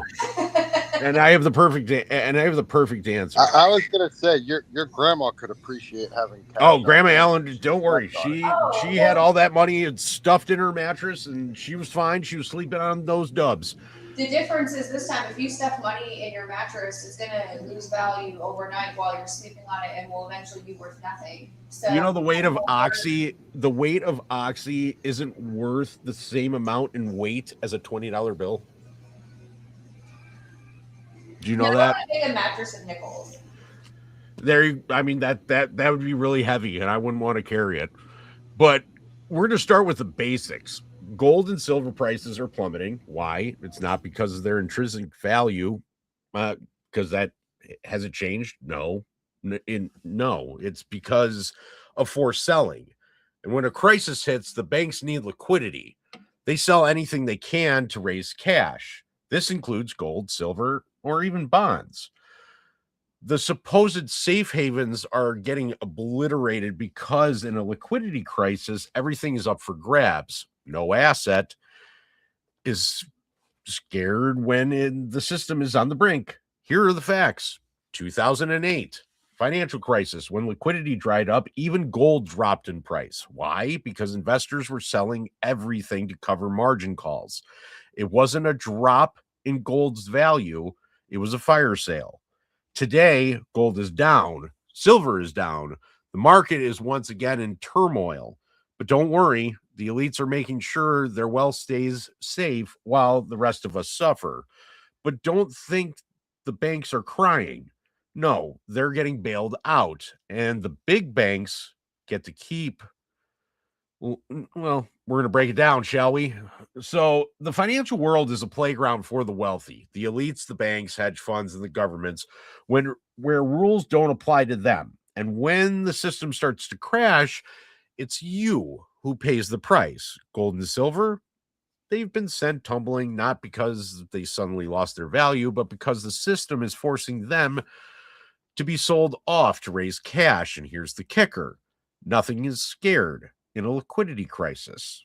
Everything, gold, silver, bonds, even Bitcoin, become just another asset to be dumped when the money runs out. Forced selling happens because people need to cover their bets. Right now, the banks and big players are feeling the pressure. But don't kid yourself into thinking they're the ones suffering. They're too busy making sure they got the exit strategy. And you get the bill. So on January 30th of 26, gold took a dive, crashing 11%. Silver plunged 30% to drop. So it dropped so severe, it was the worst single-day crash for silver since 1980. But I thought the crash was 17%. No, 30 total. Silver plunged 30%. A drop so severe, it was the worst single-day crash for silver since 1980. But this wasn't a sudden loss in intrinsic value. No, it was because forced liquidations hit a freight train. Or they hit like a freight train. These assets, once considered safe havens, were sold off by traders and financial institutions to raise cash to scramble to meet margin calls. You see, when banks are caught with their pants down, liquidity dries up and they need cash. And that means selling everything they can get their hands on, even the stuff that supposed to be safe. The panic selling is a system of a much larger systemic issue. It's not about the value of gold or silver. It's about the liquidity crisis that's unfolding in real time. And the walls close in, everything, and I mean everything, becomes collateral. But there's more. The financial circus doesn't end there. Enter derivatives, the invisible force behind much of the chaos in the markets. Derivatives are essentially bets on future value of assets like gold, silver, stocks, bonds, and even interest rates. They're like financial time bombs. Nobody knows when they'll blow up, but when they do, they take everything with them. And right now, those bombs are ticking away in the shadows, and it's bad. Derivatives and leverage go hand in hand. In fact, over $600 trillion worth of derivatives are currently floating around the global financial system. That's more than 6 times the entire global GDP. The problem with derivatives is simple. They're risky, they're often speculative, and have been multiplying effects on market crashes. So when the tide turns, they make everything worse. And guess what happens? You guessed it, forced liquidations of everything. Banks, hedge funds, institutions get caught in the crossfire. And when that happens, the market gets flooded with sell-offs, including gold and silver. But the insiders are the ones who are really cashing in. When things go south, they get to sell their losing bets at a discount and then profits from the aftermath. Let's not forget the massive role that inflation plays in this mess. We've been hearing about inflation for a while now, but it's not just some abstract concept. It's the undeniable force, and it's eroding your purchasing power. As inflation rises, central banks raise interest rates to curb it, which causes economic slowdowns, job losses, and increasing debt. All things that have happened recently. What was it? UPS, 46,000 jobs fired, gone. Bye. Not just a quick correction. That's 17%. That was the 2-hour intraday from 11 to 1. I was talking about the whole thing. Correct. I figured that. So, but inflation also makes assets like gold and silver more attractive until the market liquidity crisis hits and wipes them out. So take January 2026, for example, when the US dollar surged while everything else cratered. This was partly due to inflation fears and also because of massive government debt that continues to balloon, which, by the way, is another derivative risk in itself. Inflation, the debt feeds into each other. As the government prints more money to keep the lights on, inflation rises, which in turn causes the value of bonds to drop. So guess what happens to the banks holding tons of U.S. debt? They're the first to get hit, and they don't just stand there and take it. No. They scramble to raise cash by selling off bonds and other assets, which exacerbates the crisis. So while you're watching your 401k shrink and your gold and silver investments evaporate, the big players aren't just sitting on the sidelines. They are strategically positioning to exploit this crisis. Banks are quietly receiving unlimited cash injections from central banks. Billions of dollars are being funneled into the system to keep these financial behemoths afloat. This is happening right now. Why? Because central banks and governments don't want to see the big banks fail. They're too big to fail. They have too much dirt. If they go down, the system goes down. And everything is in here is to protect said system. So what happens when the system starts collapsing under its own weight? The rich get bailed out while while you get nothing. Banks which have been caught up in this derivative mess are making sure they have enough cash to weather the storm, but you get shit. No rescue, just a lifetime of debt and market crashes that you didn't cause. Welcome to the world of forced liquidations and government-sponsored bailouts. Here's the punchline. While the little guy is selling assets to cover losses caused by these risk-taking wealthy elites are holding their ground, they get access to liquidity bailouts. They already prepared their portfolios for volatility, ready to scoop up distressed assets at bargain prices when the inevitable crash happens. They profit from the wreckage while you're left picking up the pieces. It's a system designed to keep them rich and powerful, and to let you bear the brunt of the fallout. The rules aren't the same for you and for them. And guess who's really paying? You are. They're not trying to protect you. They're enabling the game. They are the silent accomplice in the giant heist. They've allowed derivatives and leverage positions to go unchecked. And let's not kid ourselves. Regulators are in on it too. They've turned a blind eye to the market manipulation, and when it all falls apart, they'll be the ones who make sure the wealthy get their bailouts while you get shit. And the regulatory system is a tool to keep the big players in check, not protect you. You're watching the market collapse, but the real beneficiaries are the ones at the top, the insiders, the hedge funds, the banks, the family offices, and the government regulators who make sure that the crisis only gets them richer. Gold and silver are down, derivatives are blowing up, inflation is soaring, but the big players are insulated from it all. They're leveraging all their positions, using insider information and getting access to unlimited cash to keep them safe, while you're watching your savings evaporate. And when the dust settles, guess who will be left holding their bag? You. The system is rigged. You're not in it to win, but they are. And while you're sitting there wondering how this all happened, they're already planning their next move, playing their game. The only people who are losing are the ones who were told to play by the rules. The ones who don't have the power to manipulate the system. Hence, your saving grace. Quagmire. Tax cuts. Defense spending. U.S.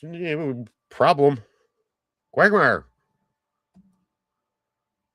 Didn't want to do that. Went too far. And you get the great debt roll. The $12 trillion refinancing wall nobody was prepared for. Your saving grace. And how our timeline continues. Let's talk about the giant elephant in the room that nobody wants to talk about. The $12 trillion refinancing wall coming up in 2026. Hey, we're in 2026. You're not hearing much about it in the news, but this is a bombshell that's about to explode all over the market. Take a good look at the chart. Boom. Here is what needs to be taken care of on the 17th of February. That's the importance of that date. This blue line, which is government, which in turn are your treasuries that have been flooding the market, which is what's been giving them all this money to try and do whatever. They just kept on here, auction. Yo, you're going to take this. You're going to take this. We're going to take cash. You're going to take this. You're going to take this. And here's what you get. All your bad debt that has to be refinanced by the 17th. But small problem. Just a teensy one. That's the trillions in U.S. debt that comes due in 26, not 30, not 40, but in 26. Here's the kicker. All this has to be rolled over at a much higher rate than the near 0 to 2% rate it was originally issued at. This, my friends, is a time bomb. Let me break it this down for you in simple terms because clearly no one else is. The U.S. government loaded up on cheap debt when interest rates were at historical lows, thanks to the Fed's easy money policy. But here's the catch. That cheap debt is coming due, and it's time to refinance it. But guess what? Interest rate costs are about to jump through the roof. Instead of paying 0 to 2% interest on those bonds, the U.S. Treasury is going to have to roll over this debt at 4 to 5%. Simple math, right? More debt, more interest. And guess who gets to pay for that? Well, you, the taxpayer. What happens when the interest cost jumps? Cash gets drained. Liquidity gets thin. And something has to give. Spending gets cut. Taxes get pushed up. Or, and this is the fun part, the dollar gets weaker. And when the dollar gets weaker, everything gets repriced. Think about it. Stocks, bonds, housing, crypto, everything gets hit. And this isn't the one-day headline. Oh, no. This is a structural liquidity event. It will shake everything. The global market will feel it. And guess who takes the brunt of it? You guessed it, the retail investor. But let's connect the dots. This is no small issue. It's a giant tsunami coming. Guess what? You're going to feel it before it hits. In fact, the weekly bond auctions are already a stress test for the system. And we're just going to take a look at those real quick about what's coming up. $58 billion in a 3-year treasury due on February 10th. $42 billion in 10-year treasuries due on February 11th. $25 billion in 30-year treasuries due on the 12th. And then settlement happens on February 17th. Sounds like a normal, boring event, right? Think again. This debt roll is so huge that it's quietly rewriting the entire financial system. These aren't just numbers on a spreadsheet. This is the greatest structural liquidity test the market will face. And here's the ugliest truth. The U.S. government can't protect the banks or the hedge funds this time. So, going to our timeline, you have hedge funds sponsored by banks. Banks are their front line. Who's the front line for them? You have the Federal Reserve and the central banks. Who's protecting all them? Your government, your United States government.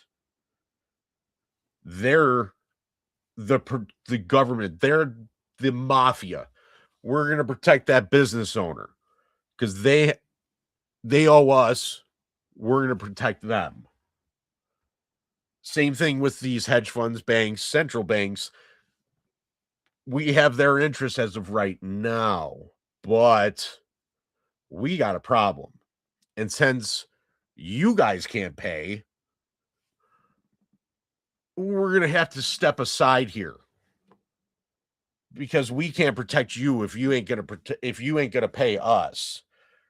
Hence, no more government protection, which is what I've been bitching about probably for the last year and a half about the government's in on this. Why? Because they've been protecting their asset. This is where the money is at. Ain't going to be there anymore. Hence, in our timeline, this brings us up to the 17th. When all of this debt matures, they have to figure out a way to pay for it. Well, there's another date that comes out, which is the 24th. Matt, what day is the 24th?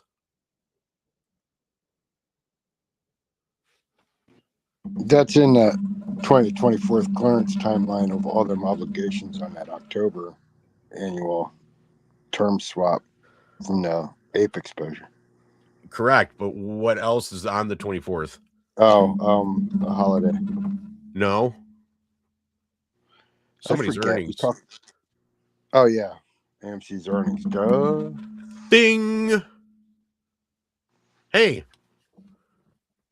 I remember little birdie saying something about I can't come on Charles Payne right now because we have to wait until a specific earnings call to happen.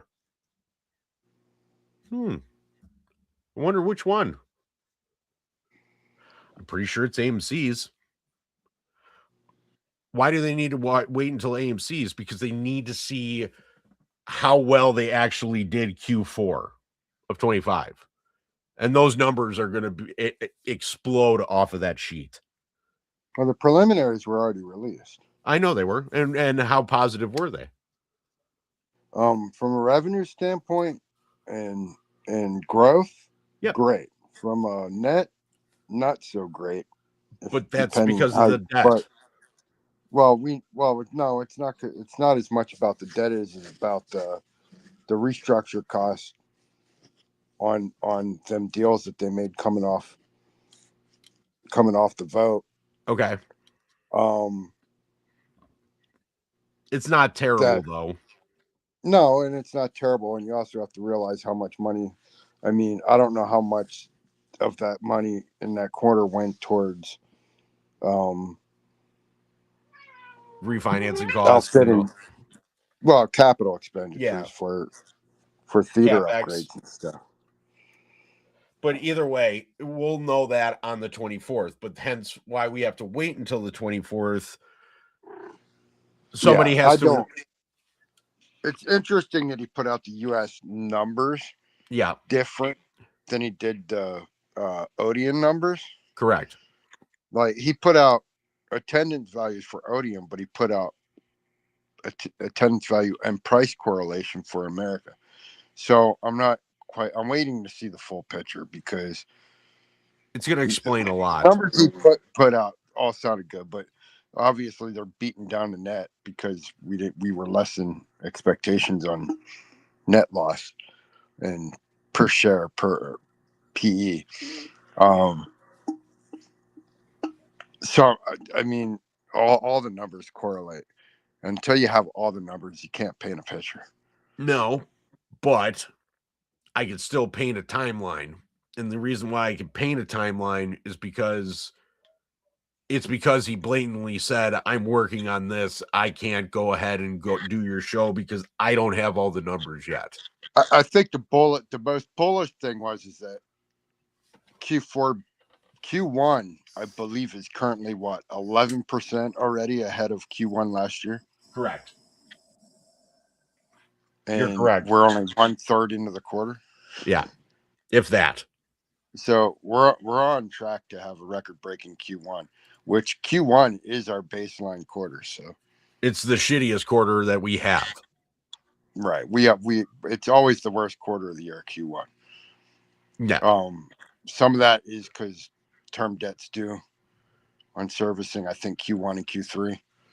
And obviously seasonally it's just not a good quarter. No. Everybody's in school.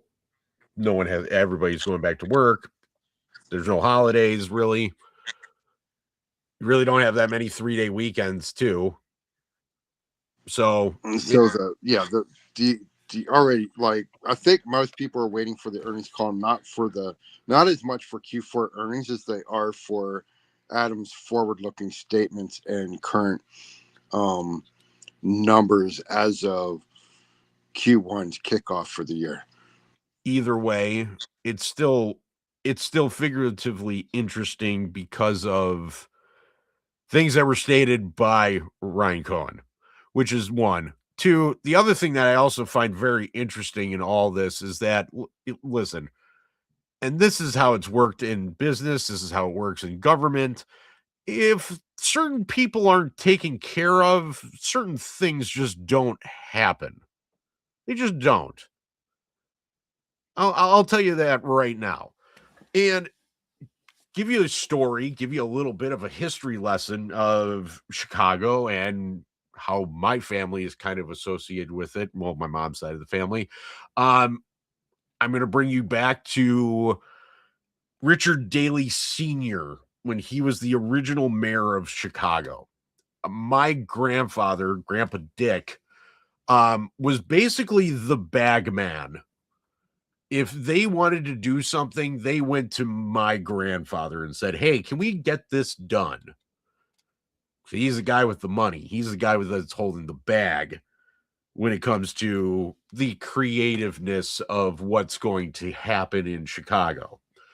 Some of the deals that were negotiated by Grandpa Dick, which were kind of interesting. To start off, every single parking meter before in the city of Chicago, the Daley family would get 10 cents per car for every single parking meter. The Skyway that bridges basically Chicago with cutting through half of Indiana on your way up to Michigan. That's a $3.50 toll for you to go on that route. Cuts you 45 minutes of driving, but yeah, same thing. Here's a quarter for every single car that went through that Skyway for the Daley family. Just, funny things, and it's kind of coincidence. But if certain people aren't taken care of and appeased, things don't work the way they're supposed to work. Hence, Matt, another question for you. Who's the best company to absorb DJT right now? Or one of them?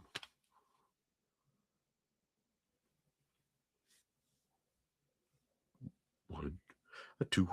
You're putting me on the spot because I know what your answer is. Well, and I'm not against it. That's fine. But it's been reported. All right. We can say it's been reported because it has been. I think there's better merger acquisitions and deals that can be made by GameStop than DJT itself. I agree. But I understand. But I also understand the market aspect of you got to grease somebody's wheel to get what you want, and the engine behind what DJT is and what a coalition between that company and a merger with DJT would be market wise. So somebody's wheels got to get greased. See them do something different than that, but I want to see them do something different with it. But somebody's wheels got to get greased before you get any type of regulatory answers about a merger with AMC and GameStop. That's just the truth of it, and that's the biggest problem. Which is why I still think it's in both companies' better interests just to do a business deal in lieu of AMC's debt as the payoff for the property brick and mortar facility rights. It's a sample of, okay, I can get out of this if I need to, but we're going to get into more of the depths of that and why I think I'm different from Matt on that one, just because I know what happens if it's done the other way. But we'll explain that because it has its own section. But this also lines up with Chaotic, if you're still there. I don't know if you're taking care of little one or not. But with your Bed Bath & Beyond. I'm still here. Yeah, your Bed Bath & Beyond merger because of all this, how that gets wrapped into this entire conundrum. See, that's the aspect that you need to look at with DJT. I'd rather see not a GameStop merger with DJT. It's not about that. That's not about that. That's not about the actual financial numbers. No, you're looking at it from a financial standpoint. I'm looking at it from a grease the wheel standpoint. Right, but they could get the same effect just by putting it in a teddy basket. How are you going to grease the wheels from the guy that's going to be holding all the regulatories at will? Because the value is in the basket, not in the No. How do you get the regulatory? Because that's the biggest problem when it comes to any type of business acquisition or merger between GameStop and AMC. Because the detriment that would do to the market and the system. You haven't thought about the grease the wheel portion of it. What if they're just making a fucking Voltron? You know what I mean? And I say that I'm completely unbiased because I own them all. Yeah. So for me, best case scenario is that they just match all of them together in some configuration or another. Which they're already matched together. Well, I'm in a position just based on how I've stacked my portfolio this whole time, where regardless of how the merger goes or the acquisition goes or whatever he ends up doing, I'm in a good spot no matter what, which is really what I was hoping for. I was hoping to be in this position by the time we got to this point. Okay. So, but the mashup in all of it, regardless of if it's AMC, GME, or GME, Bed Bath and Beyond, or I'm just throwing this one out there. I'm not saying it's going to happen. The end result has to be that there's no arbitrage value play or regulatory findings. What if they just match them all together? Balance basket to balance swap one for the other. So they all have to be in their individual sense, but in a value basket of one where they can't be weaponized against each other. They have the balance. The funniest thing right now. They could mash them all together, all the companies together, issue a new cusp ID, and then make everybody have to cough it all up all at the same time. Fall everybody under one umbrella issuance. Right? I mean, I wish. Mash them all together, make a fucking Voltron, and then just give it a new ticker symbol and make them all scramble to do it. Well, it'd be no different than an incorporated, umbrella company. And it's not out of the realm of possibilities. Anything is possible here, guys. I'm happy no matter how it plays out. But that would be when you think about it, that's the same thing AMC did within itself by having its own subsidiary, Movico, holding its own debt. Yeah, back in the day, correct. Not back in the day. Now that's where they've been transferring all the debt obligations. But it's still a vessel of AMC, and AMC is still responsible for said debt, regardless. Right. As an arcade, and every AMC lobby as a parent company handles all of the merchandise. It's even better than that, but I'll explain that when I get to there. The problem that I need everybody to understand is that when it comes to any type of merger and acquisition, there's a regulatory findings portion of this that is within the underwriting rules. If that does not pass, you don't get shit. So I promise you, if there's not any type of regulatory finding that's approved, and the only way that you're going to get it is by greasing the wheel. If you don't grease the wheel, you don't get dick. That's just the game, and that's how it's played. Unfortunately, it's no different. All right, it's no different than the Ellison trying to buy Warner Brothers over Netflix, which Netflix ultimately got awarded Warner Brothers. I mean, but that was obviously there was wheel greasing there for favoritism on share ownership, which was of Warner Brothers turned out to be 75-80% institutional. Correct. So obviously their interest lied in having that value go, even with its debt basket obligations, go to Netflix to add value to consolidate the ownership of the streaming service in the Warner Brothers portfolio.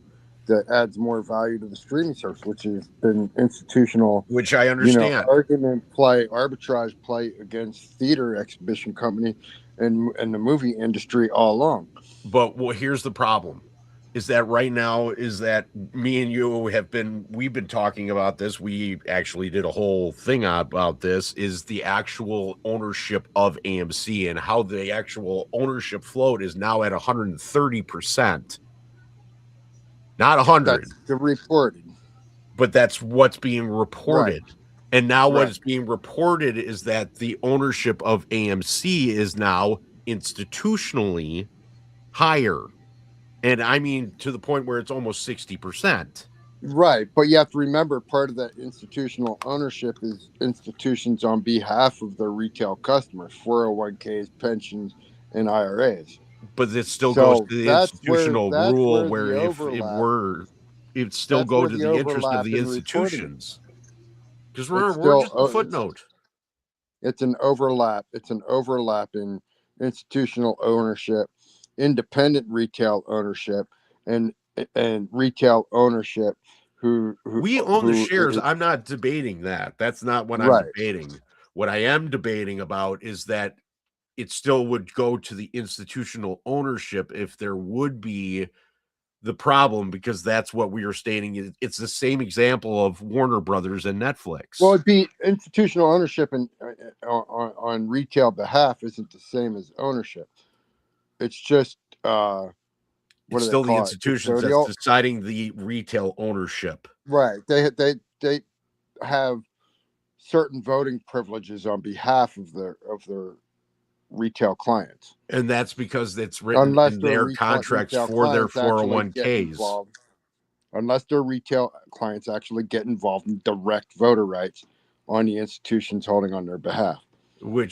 But we both know is that these are both written in their 401k rules and laws, that they basically govern all the voting interests per their 401ks, unless decided upon prior to enabling that 401k.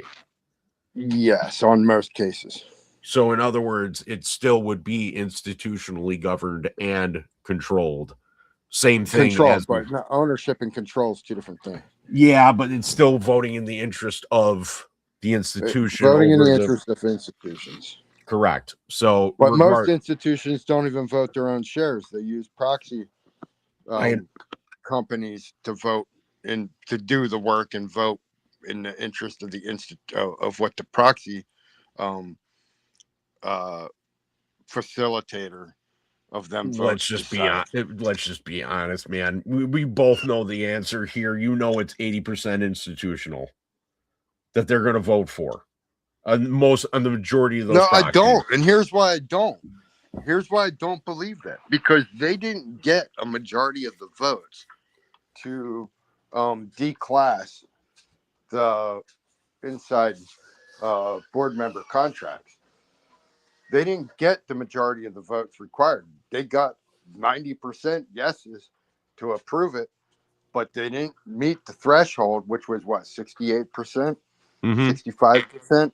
I don't know. I don't remember the final vote was. If they had control of 80% of the voting available, every single fucking board member would have the same term contract expiration, and it would make it easier for I just don't know what the actual. I just don't know what the final voting numbers were and what the percentages were. But the majority of the time, it's normally 80%. It was, I think, 52. I think on the board member D class, I think it was 52%, and it was 90 percentile voted for the D class. But it didn't meet the 68% or whatever, 65% of required available votes, which basically. It's basically a 50-50 for approval. Regardless, it was a 50-50. I mean, it's basically what it's coming out to. Which tells me that if institutional had the voting power to implement that, they would have met the voter threshold in order to declass the board contracts and make them all expirational on the same timeline yearly. Understanding still goes to the same. Still goes to the same point that regardless, and in this situation, who would benefit the most if AMC went down? It would still be the institutions. Absolutely. So But it makes it harder for them to go down if you don't have a D-class board. Where I understand that. if you have a board that all had to be voted in annually at the same time, and you could wipe out an entire board in one voting cycle, that would be very beneficial for institutional takeover, hostile takeovers, mergers, acquisitions, or any type play like that. Either way, it still leads towards protection where it's still given to AMC at this point, regardless. And especially with Ryan Cohen coming in, stating what he has stated already, it's still pointing in my direction. We'll just go with that because that makes it simple. So I will get to that section here momentarily, but the problem is simple. The Treasury needs to flood the markets with new bonds, but who's going to absorb all this new supply? Foreign governments, pensions, funds, insurance companies? They can only take so much. And when demand falls short, well, yields rise. Rising yields mean falling bond prices. And what happens when bond prices fall? Well, stress spreads through the entire financial system. Let's break down how this impacts everything. I'm gonna jump back in because I'm going with yes, based on what you just said right there. Basically, is that if AMC would get out of debt, pay off all their bonds, there'd be no bond rollover, which would dry up bond liquidity, which they need in order to roll debts, in order to rehypothecate fake profits on that debt, right? No different than treasuries and treasury options. Same thing, but the same thing. One thing we're talking about debt, hold on real quick. What Matt and I are talking about are the legacy bonds of AMC. That's specific, and that's what you guys need to understand is the legacy bonds as of this point, because those get paid off immediately, and that's how you get the initial spike. Go on. Right, because but that's not in the institutional interest. Because no. I'm not talking about that. I'm talking about with treasuries. This is how this is how this combines those two. Yes, and they don't want that paid off because the legacy rollover value in renegotiating terms has more value, and it keeps the corporate bond market liquid. Correct. Which liquid is debt value, which it's a whole fucking monster of its own outside. Which is what you're about to learn right now. So we're going to break down everything that impacts this problem, which is yield pressure. It dumps that much new treasury supply onto the market, and the long-term yields don't stay polite. Buyers will demand higher yields, and if there aren't enough buyers, which there's not, yields will skyrocket. And when yields rise, everything else starts to fall. Stocks, bonds, mortgages, loans, all of it gets hit. This isn't a quick crash. This is a slow burning collapse. After this, you have a dollar liquidity drain, which is what Chaotic was pointing to when she was talking about her change that she was going ahead and getting with the pennies. Buying treasury required dollars. But here's the problem. Those dollars don't magically reappear in other parts of the market. When investors pull cash to buy up treasuries, they're removing liquidity from risk assets like stocks, credit, and even crypto. The entire system starts to tighten up. And when liquidity dries up, this is where things break without an obvious catalyst. Crowding out. This is an actual term, crowding out. In economic terms, crowding out means money that would have gone into equities, venture capital, or high yield credit gets sucked into treasuries. Why take the risk of stocks when the U.S. government will pay you 4 to 5%? It's the simple question means there's a cap on asset prices. And if you're wondering why growth stocks feel like they're stuck in wet cement, here's your answer. Capital is being rerouted, not destroyed, just pointed elsewhere. Now zoom in on the banking system. This is where it gets particularly fragile. Banks hold massive amounts of treasuries on their balance sheet. And when yields rise, bond prices fall. That directly pressures banks' capital, particularly for regional banks that are already sitting on unrealized losses from previous rate hikes. This isn't theatrical. We saw versions of this play out in 23, and the refinancing wall threatens to reopen that wound. It's a situation where the banks can't absorb the losses without taking a major hit, which further strains the system. Now, looming over all of this is your Fed policy dilemma. On one hand, inflation hasn't been fully defeated, so cutting rates or restarting asset purchases looks reckless. On the other hand, dumping $12 trillion in new treasuries into a market while continuing quantitative tightening is like slamming the brakes and the gas pedal at the same time. At some point, something has to give.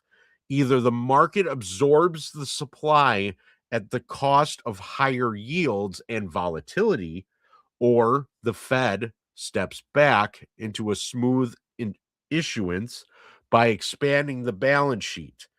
Neither option is clean, and both will undermine confidence in the system regardless. So how do you know when the rollover is starting to strain the system?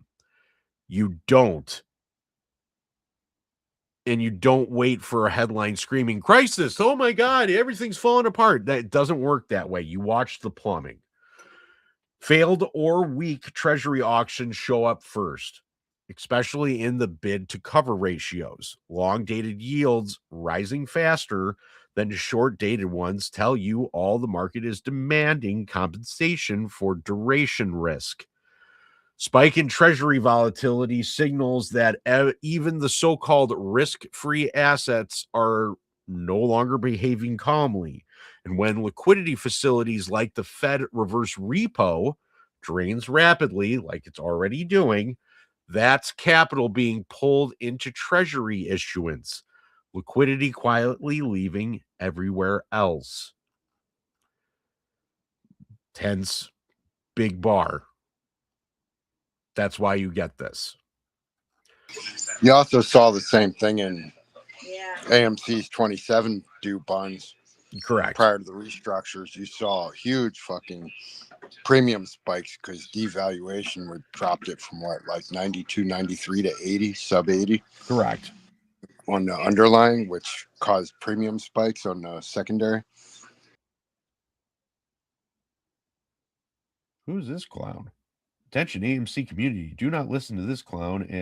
He's recycling all the DD and generates it through AI scripts. Really? Where? Matt, you how many times have I rewritten this? Dude, how much of this stuff is just a compilation of shit that we tweeted over the last few weeks? Oh, I know. Years.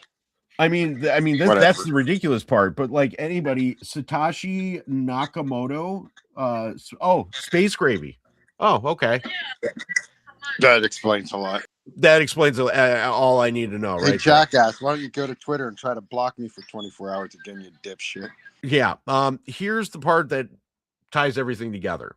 This isn't the imminent default story. The U.S. isn't about to miss a payment tomorrow. No. This is worse in a different way. It's slow, grinding liquidity test of historic scale, unfolding in plain sight. It guarantees higher volatility, persistent pressure on risk assets, and a macro environment where the manipulation thrives, insiders front run flows, and the average investor once again absorbs the damage. Sounds familiar? Well, it should. This is the same system that socializes losses, privatizes gains, and calls it stability. And this is why this section that follows matters. Because when debt rolls get this large, this is when liquidity this gets tight. And when trust in the institutions keep eroding, the question stops being what assets will perform best and becomes what system can survive the stress without rewriting the rules mid-game. The refinancing wall isn't the end of the story. It's the pressure that exposes everything underneath it. Hence, wanted for mass murder of innocent American civilians. The real criminals, banks, hedge funds, family offices, and the government. So let's take a moment to talk about the real criminals behind the financial chaos, the one orchestrating the mess we see unfolding today. You're not going to hear about them in the mainstream news. Instead, you're going to hear about how the average person is being affected by volatility or how markets are down. But what's really happening is this. The banks, hedge funds, family offices, and the governments are stealing from you and covering it up. Let's start with the banks. Banks are the ones who hold your money, right? Well, you trust them to keep it safe or grow it, or at least not lose it. Well, that's not what's happening. Instead, they gamble with it. They don't just keep your savings in a vault. They use your money as collateral for risky investments. When those investments go south, the banks need more cash. So they go straight to the government. And guess who bails them out? You, the taxpayer. Not only do the banks save every time they mess up, but you get stuck with the bill. So we're going to break it down. In 2008, the world saw the collapse of Lehman Brothers, a huge investment bank, because it was holding onto bad debts, specifically subprime mortgages, which were loans given to people who couldn't afford them. When people started defaulting, Lehman Brothers, went down, but it wasn't the bank that paid the price. We, the taxpayer, did. The government had to step in and bail out the financial system, sending billions to the bank. Actually, it was $34 trillion. So the entire economy didn't explode. And guess who had to pick up the tab? You. Fast forward to today, and guess what? The banks are once again in trouble. They're once again holding on to massive amounts of government debt, which is basically like holding on to a ticking time bomb. Governments, particularly the US, have been borrowing massive sums of money to fund everything from social programs to military spending. And when the debt gets too high, well, it creates pressure on the banks. But don't worry, it all goes south again. They won't take the hit. You will. Just like how, the Pentagon lost, $5 billion or $10 billion through military services. Oh yeah, it just lost it. Don't worry. Creative accounting. That's just what it is. And they continue to do this every single day. It's nothing uncommon. So just like in 2008, the government will swoop in, bailing them out with your tax dollars. But we're not going to blame the banks. Hedge funds and family offices are in the scam too. These are your average investors. So they're the big players. Hedge funds and family offices often work behind closed doors, using their connections to manipulate markets. They short sell stocks, betting that companies will fail. And when they do, they make a fortune, all while the regular people lose their savings. The hedge funds don't go bankrupt when things go wrong. They lose a couple of bad bets, sure, but then they turn around and profit off the next big play, all while you're left to deal with the wreckage. Here's the key. In 2008, hedge funds were shorting the housing market, basically betting against it, while everyone else was buying into the housing boom. When the housing market crashed, hedge funds made billions. While regular Americans lost their homes, they didn't go bankrupt. They made a fortune while others lost everything. Here's the kicker. And here is Richard Flood, the CEO of Lehman Brothers, the very man at the center of this catastrophic failure. After Lehman Brothers filed for bankruptcy in 2008, Flood walked away, not into prison or permanent financial exile, but right back into the financial world. While regular people were losing homes and jobs, Flood was walking away with hundreds of millions in pay and bonuses he earned before the crash. And guess what he's doing today? Richard Flood, who was directly responsible for the bank's disastrous collapse, is still active in the financial world, running Matrix Private Capital Group, a wealth management firm that deals with high net worth individuals and institutions. He also serving as a strategic advisor to blockchain trading platforms. Here's the link if you guys want to take a look at that. So how is this possible for the very man who oversaw one of the most catastrophic collapses in financial history to continue to operating with no real accountability? The answer is simple: because the system is rigged. Richard Flood didn't face criminal charges. He wasn't banned from trading. Instead, he was allowed to continue his financial career with minimal oversight. And he's far from the only one. The ordinary people get crushed under the weight of financial crises.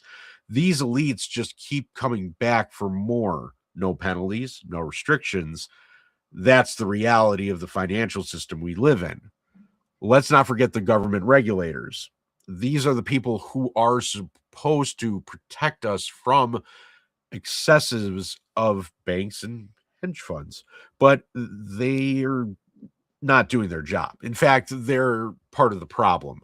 The government doesn't step in to stop the criminals. Instead, they let them run wild. These same regulators, many of whom come from the very banks they're supposed to oversee, continue to allow the reckless behavior that puts all of us at risk. In 2008, the SEC ignored clear warning signs about financial instability.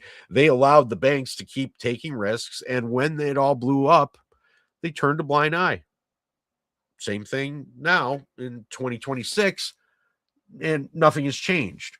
Today, the Federal Reserve and other central banks are printing money again. They're pouring billions of dollars into a financial system to make sure the banks stay afloat. But this is causing inflation. Your cost of living is rising. Your savings are being eroded, but the elites are still getting richer. The central banks aren't printing money to fix the economy. For you, they're doing it to save the system that keeps the rich in power. Here's the problem. All of this bailout money isn't going to fix anything. It's just kicking the can down the road. Sure, the banks and the hedge funds are protected. The big corporations can keep their bonuses, but you're stuck in the consequences of this mismanagement. Inflation eats away your savings. Interest rates go up, making your loans more expensive. Government debt grows, putting more pressure on the system, and the same people who caused the problem are still in charge. So why is the government letting this happen? The answer is simple. It benefits for them. The government doesn't want to upset the wealthy elite. The elite keep them in power. The game is rigged to ensure the rich get richer and the poor stay poor. The government lets the banks and the hedge funds get away with whatever they want because they're too powerful to fail. To make it even clearer, let's talk about what really is going on today. According to the latest report of the International Monetary Fund and the European Central Bank, global financial risks remain at an all-time high. There's too much debt, too much leverage, too much speculative betting on markets. And while the average person is just trying to get by, the insiders are making moves to protect their wealth and buy up everything when prices drop. The most chilling part is nothing has changed since 2008. The regulators are still enabling the same financial practices that caused the global financial crisis in the first place. They've learned nothing, they've done nothing, and they don't care. You're the one left holding the bag. So what does this all mean for you? It means that the system is rigged and you're not a part of the club. The real criminals are the banks, the hedge funds, and the government regulators, and the families who own it all. Hence, it's really interesting because Vanguard owns BlackRock. BlackRock is owned by the Hiltons, the Rockefellers, the Rothschilds, the Bush family. There's one other one. But yeah, all the old families that account for what? I think it's 400 billion, 400, 500 billion, one of the two. It's crazy.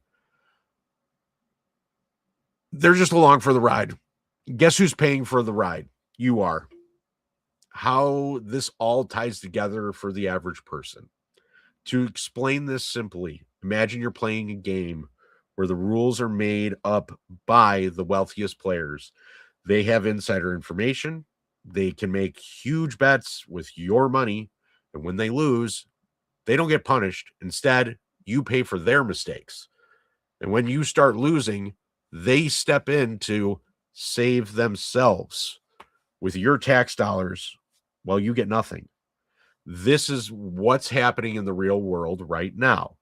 The financial system isn't just flawed, it's a rigged game that benefits the wealthy and leaves the average person to pick up the pieces. Hence, we get to Matt's section, and I found this homework pick, which was perfect. This is going to be your new section picture every single time now, moving forward, by the way. Crazy Angry Matt's super late, super important homework section that Security James had to write at 6:22 a.m. AMC and GME, the ultimate retail power play. Let's be real.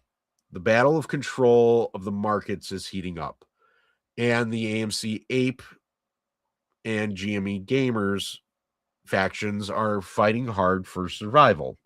But in a world where manipulation and suppressive tactics run rampant, could there be a potential solution that disrupts the whole system, benefits both companies, and gives retail investors the upper hand for once?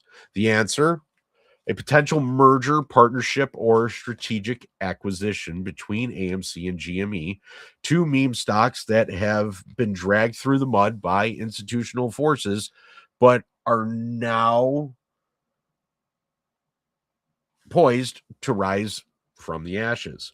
From AMC, it's a story of a theater chain struggling under the crushing debt load over $4 billion while showing signs of operational resilience, particularly with their box office revenues ramping up and new ventures like popcorn lines and merchandise making noise. GME, on the other hand, is the transformation story, taking a hard turn away from its roots in brick and mortar retail to become the powerhouse in gaming, esports, crypto, and NFTs. They've amassed a fortress balance sheet with a massive cash pile that could buy out debt or take advantage of undervalued companies in the need of a lifeline. Now, imagine these two titans coming together in a merger or partnership. AMC's physical empire combined with GME's zero debt, high growth capabilities, could it actually work? More importantly, could it turn the tide in the favor of retail investors and potentially create a new market leader in entertainment? We're going to break it down. The core setup: AMC's debt load versus GME's fortress balance sheet. Right now, the biggest issue facing AMC is its unsustainable debt. The company is a cash flow machine, but its $4 billion debt burden, even after restructuring, eats up massive amounts of its earnings in interest payments. This isn't a trivial matter. Interest expense alone devours profits. Despite AMC's box office rebounds and the growing buzz around their popcorn and merchandise lines, the truth is AMC's success in terms of revenue generation is being strangled by its debt obligations. Let's enter GME, which is sitting pretty with zero debt and a cash pile of over $4 billion post at the market raises, and the potential to transform itself into a Berkshire Hathaway style long-term compounder. GameStop's balance sheet is strong with a positive net income, aggressive cost cuts, and a shift to a digital and e-commerce that improves its scalability.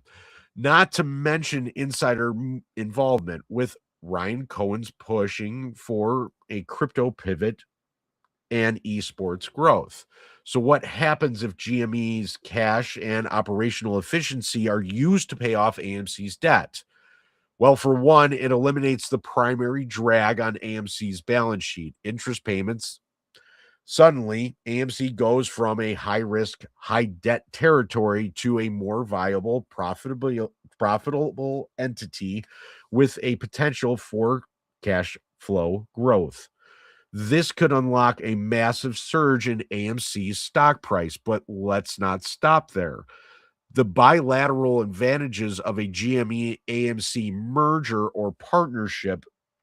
So, what this does is that the debt elimination for AMC. So, imagine GME using its massive cash reserve to either buy out or refinance AMC's debt at a steep discount, something that distressed plays do all the time. This is no different from BBBY clawback analogies, where debt holders end up getting pennies on the dollar and the company comes out smelling like roses. If GME uses its balance sheet via equity insurance or structured financing to wipe out AMC's debt, the resulting interest savings could be game-changing. Instead of AMC struggling with hundreds of millions in annual debt servicing, suddenly it becomes a cash flow positive almost overnight. In this scenario, Not to mention sitting on Knowles. Go say that one more time. Not to mention it be sitting on Knowles against any net gains going on in the future, is tax write-offs from net operational loss values can get realized tax write-offs against that net operational growth. Correct. In this scenario, GME wouldn't inherit AMC's debt, but would absorb the business operations using AMC's empire, thousands of screens, massive brand recognition, and international presence without the debt burden weighing it down. This isn't just about saving AMC, it's about creating a new powerhouse in entertainment. GME gets a massive physical footprint of movie theaters without the need to build its own locations from scratch. A perfect environment for a hybrid business model like gaming lounges, esport events, or even movie tie-in gaming sales.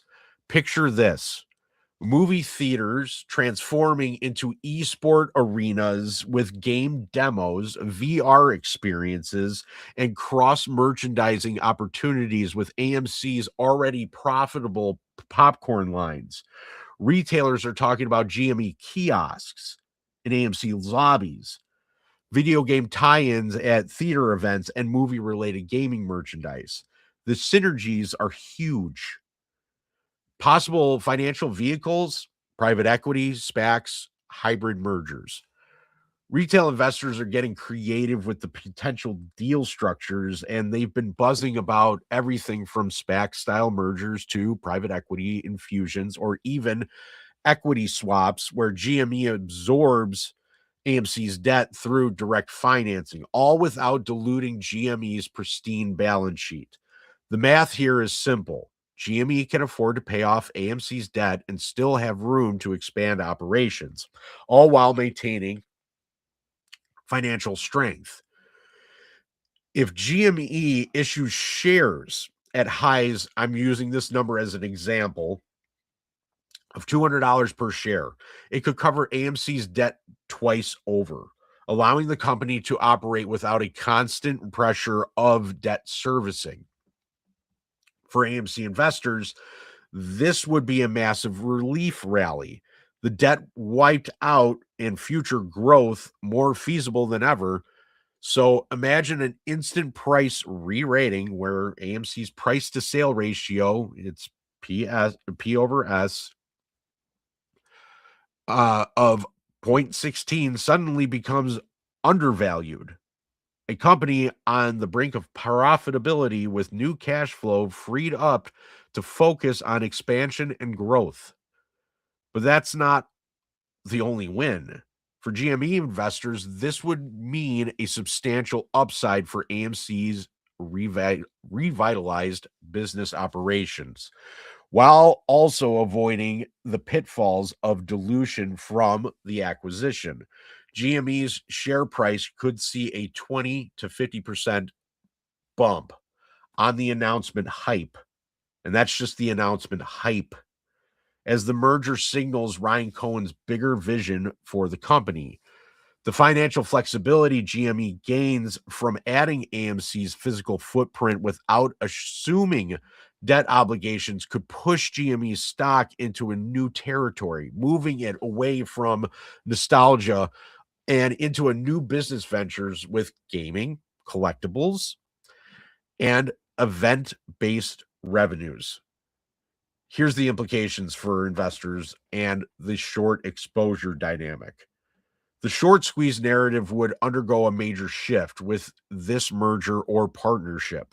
The short interest on AMC has been hovering around 20%, with some claiming higher synthetic exposure, but the debt payoff alone nukes the inevitable default theory and forces shorts to cover.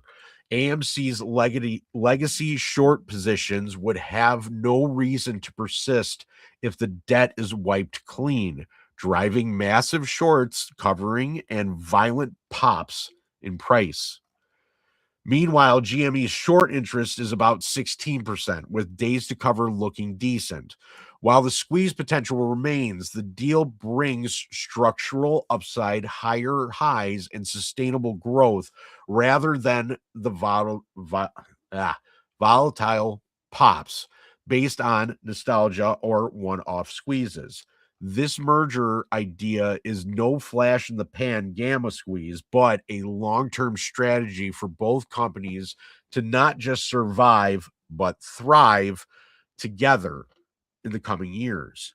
For both companies, retail unity would be stronger than ever, especially with the combined narrative of we win either way. With DRS, direct register system, which is not my cup of tea for a squeeze play, but that's for another day, acting as a float locking mechanism, the merge entity would be even harder to suppress, giving short sellers fewer places to hide. The combined entity could present a compelling value proposition that retail investors would flock to, especially as both stocks become intertwined in a shared vision for growth and innovation in the entertainment space. The bottom line, the retail power play for the ages. This isn't just about AMC and GME surviving. This is about taking control of the narrative and showing the elites they no longer own the game.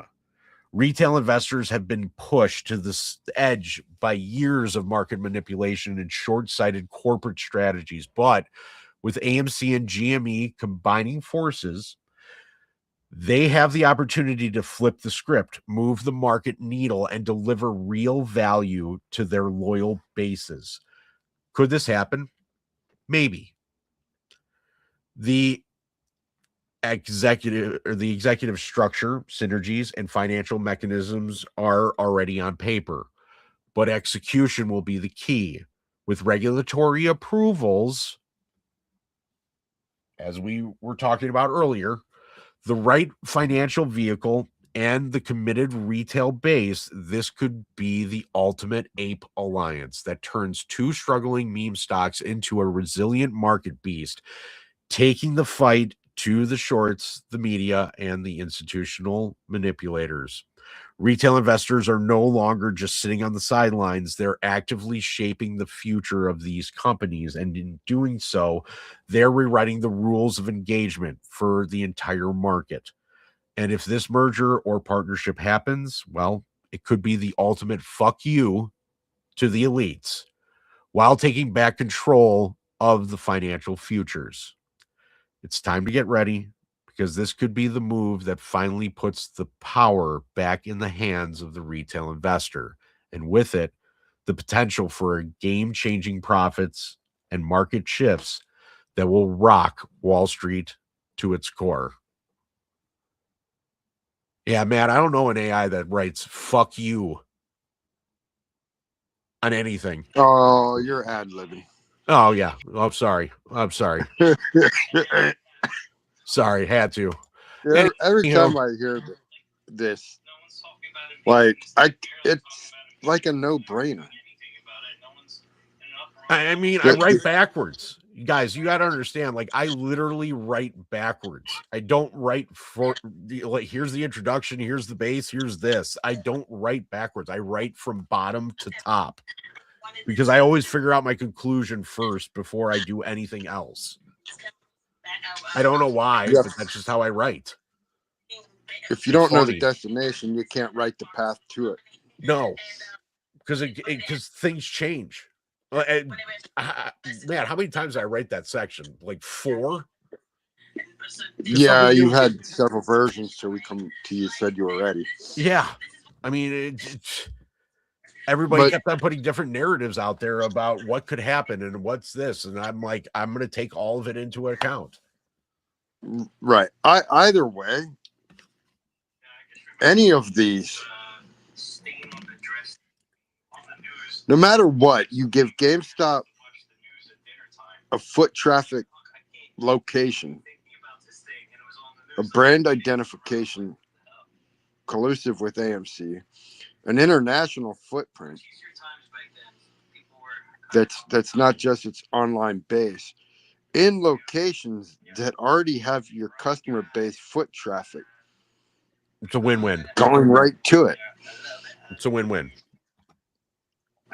And on AMC end, you wipe out everything. Almost $500 million annually in service payment waste against bottom line net.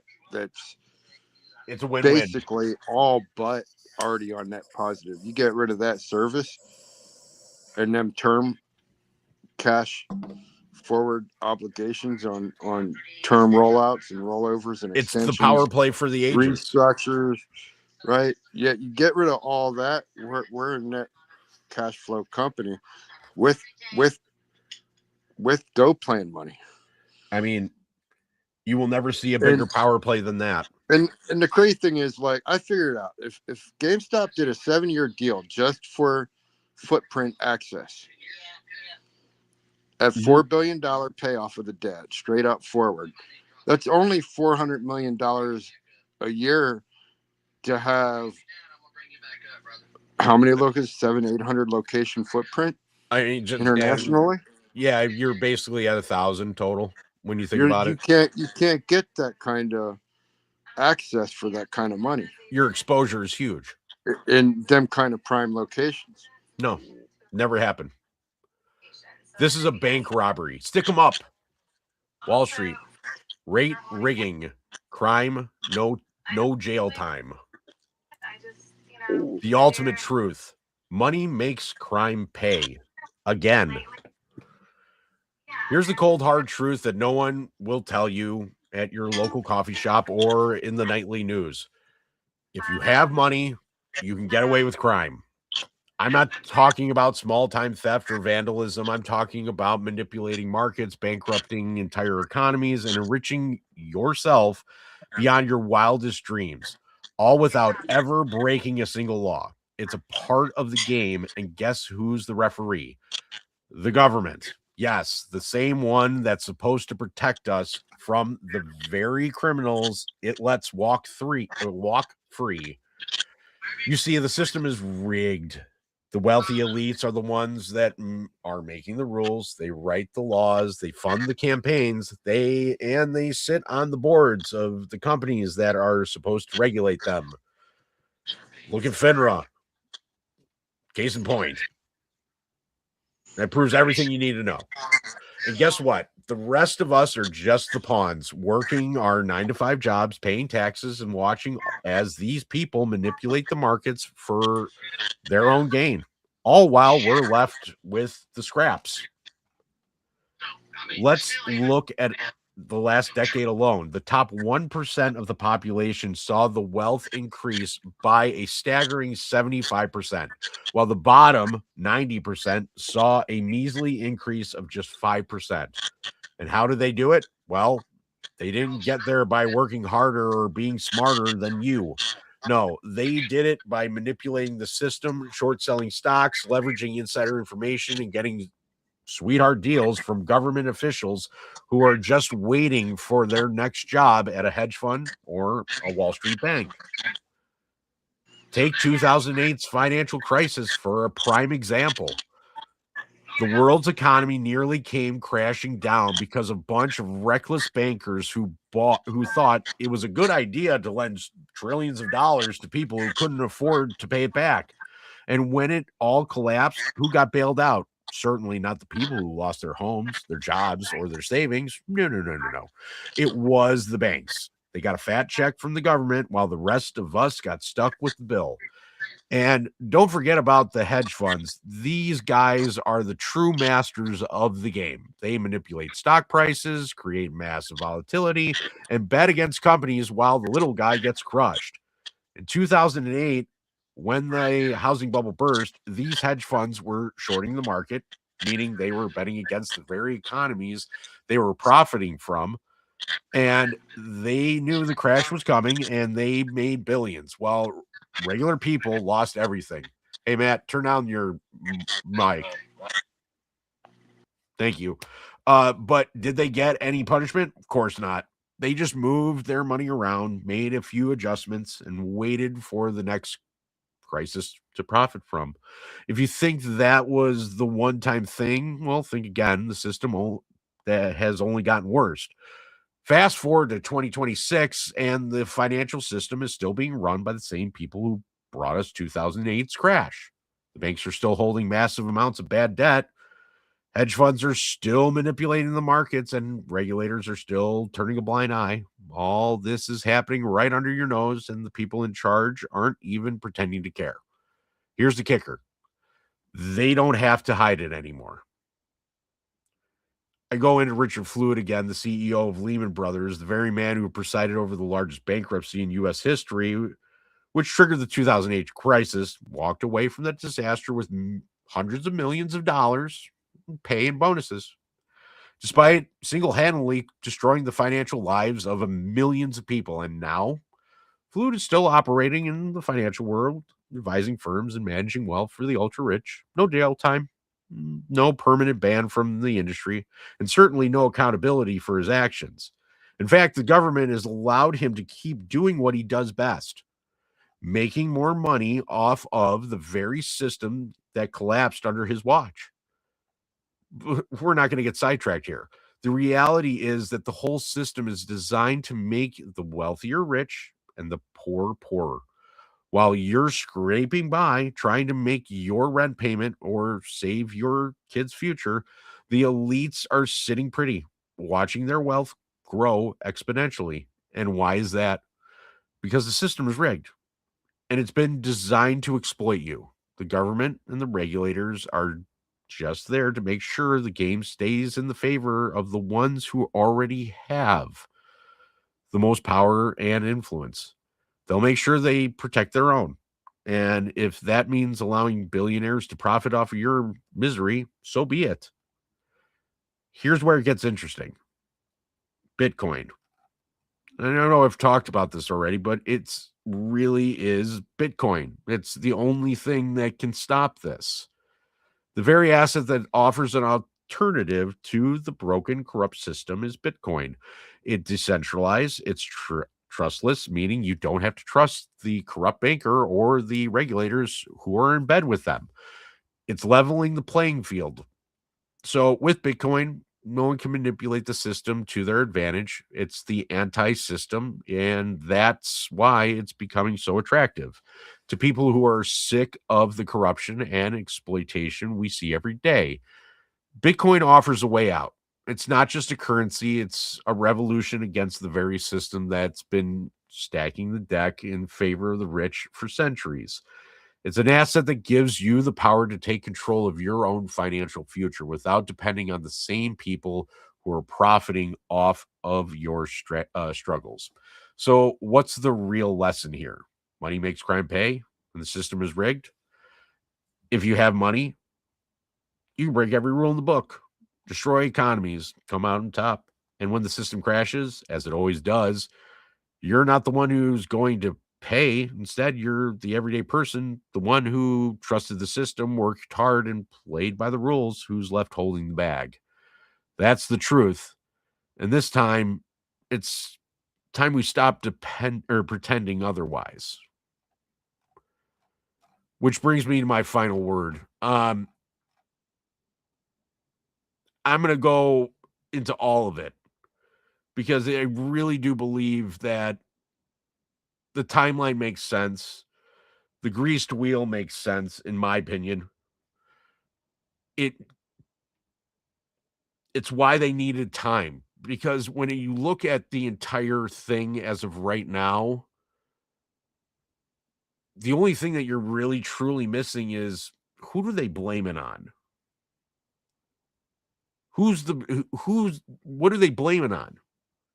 Oh, it was because of war. That's why they're blaming it. They have to come up with the right lie.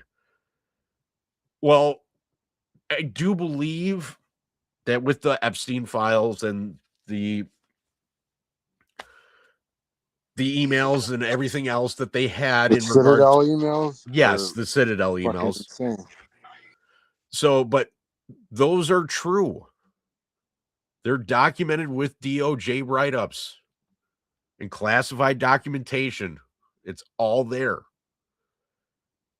You kind of found your, hey, we have an acting president who doesn't like this man at all.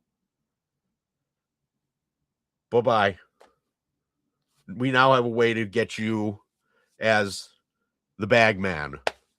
Hence, and we were talking about this earlier today. It's culminating in the fact that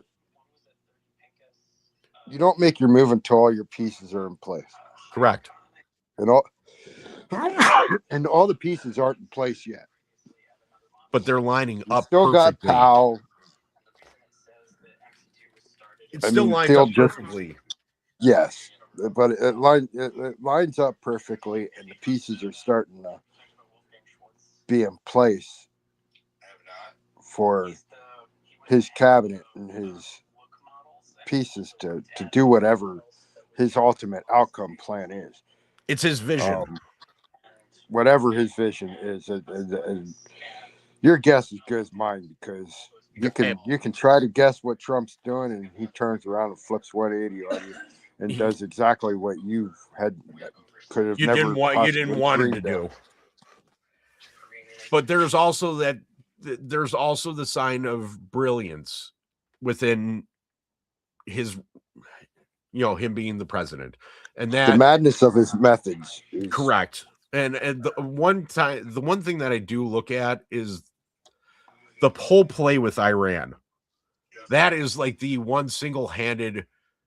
Everybody was expecting war. Everybody, we were going to war. That's what everybody. Iran was running all over the place, acting like they were about to go into war, and exposed every contingency for war plan that they had just by watching them scurry around like mice chickens with their heads cut off.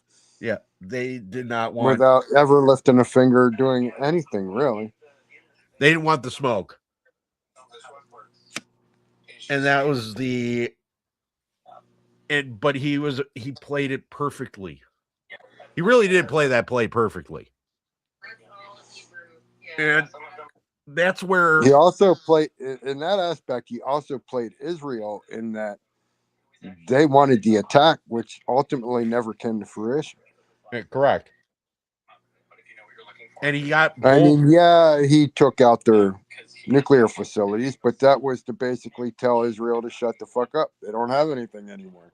They don't have the took it power. out. They don't have the power like they had. You wanted a full-out war. We went in. We strategically took out the one thing that you kept saying. They have nuclear, blah, blah, blah, blah. Not anymore. So shut the fuck up. Move on with your day. He has the glimpses of masterclass. He really does. At certain points. I mean, I'm not going to say the guy is perfect because he's not, but he does have he always has his moment in the sun.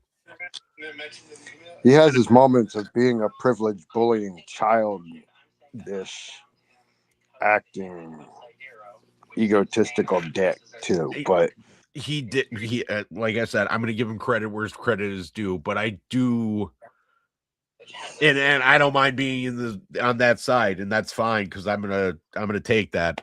But he's the wheel that's going to get greased so that this way this all can happen, because it does one thing ultimately that would make his life 1,000 times easier, and that involves Ken Griffin saying bye-bye. You know what the worst prison for these elitists would be? Guantanamo Bay? No.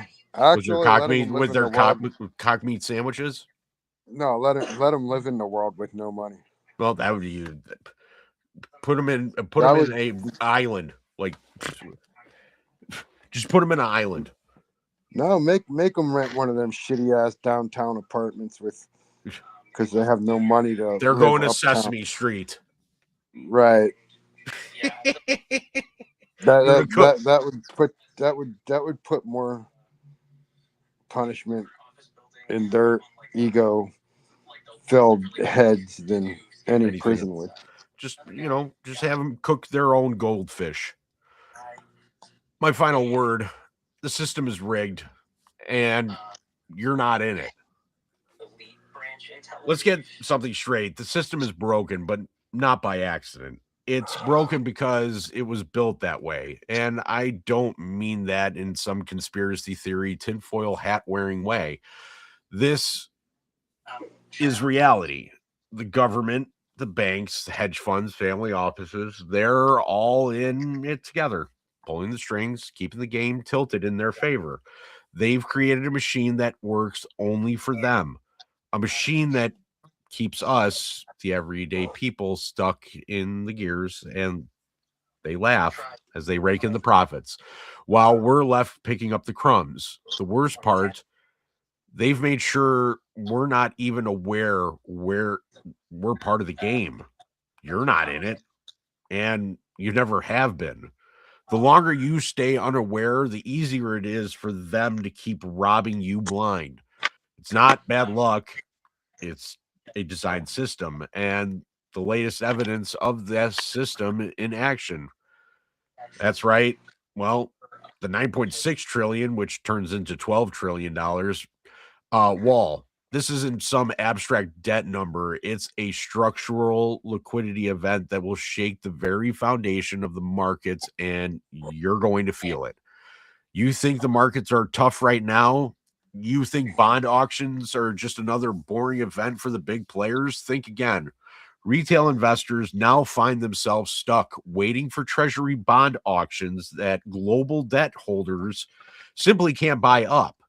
The U.S. Treasury has to refinance $12 trillion in debt within the next year. And that's not just a number. That's a huge structural pressure that will trigger waves of turmoil across the financial system. This isn't just a liquidity crunch, it's a slow motion financial disaster that's going to hit everyday people like you and I.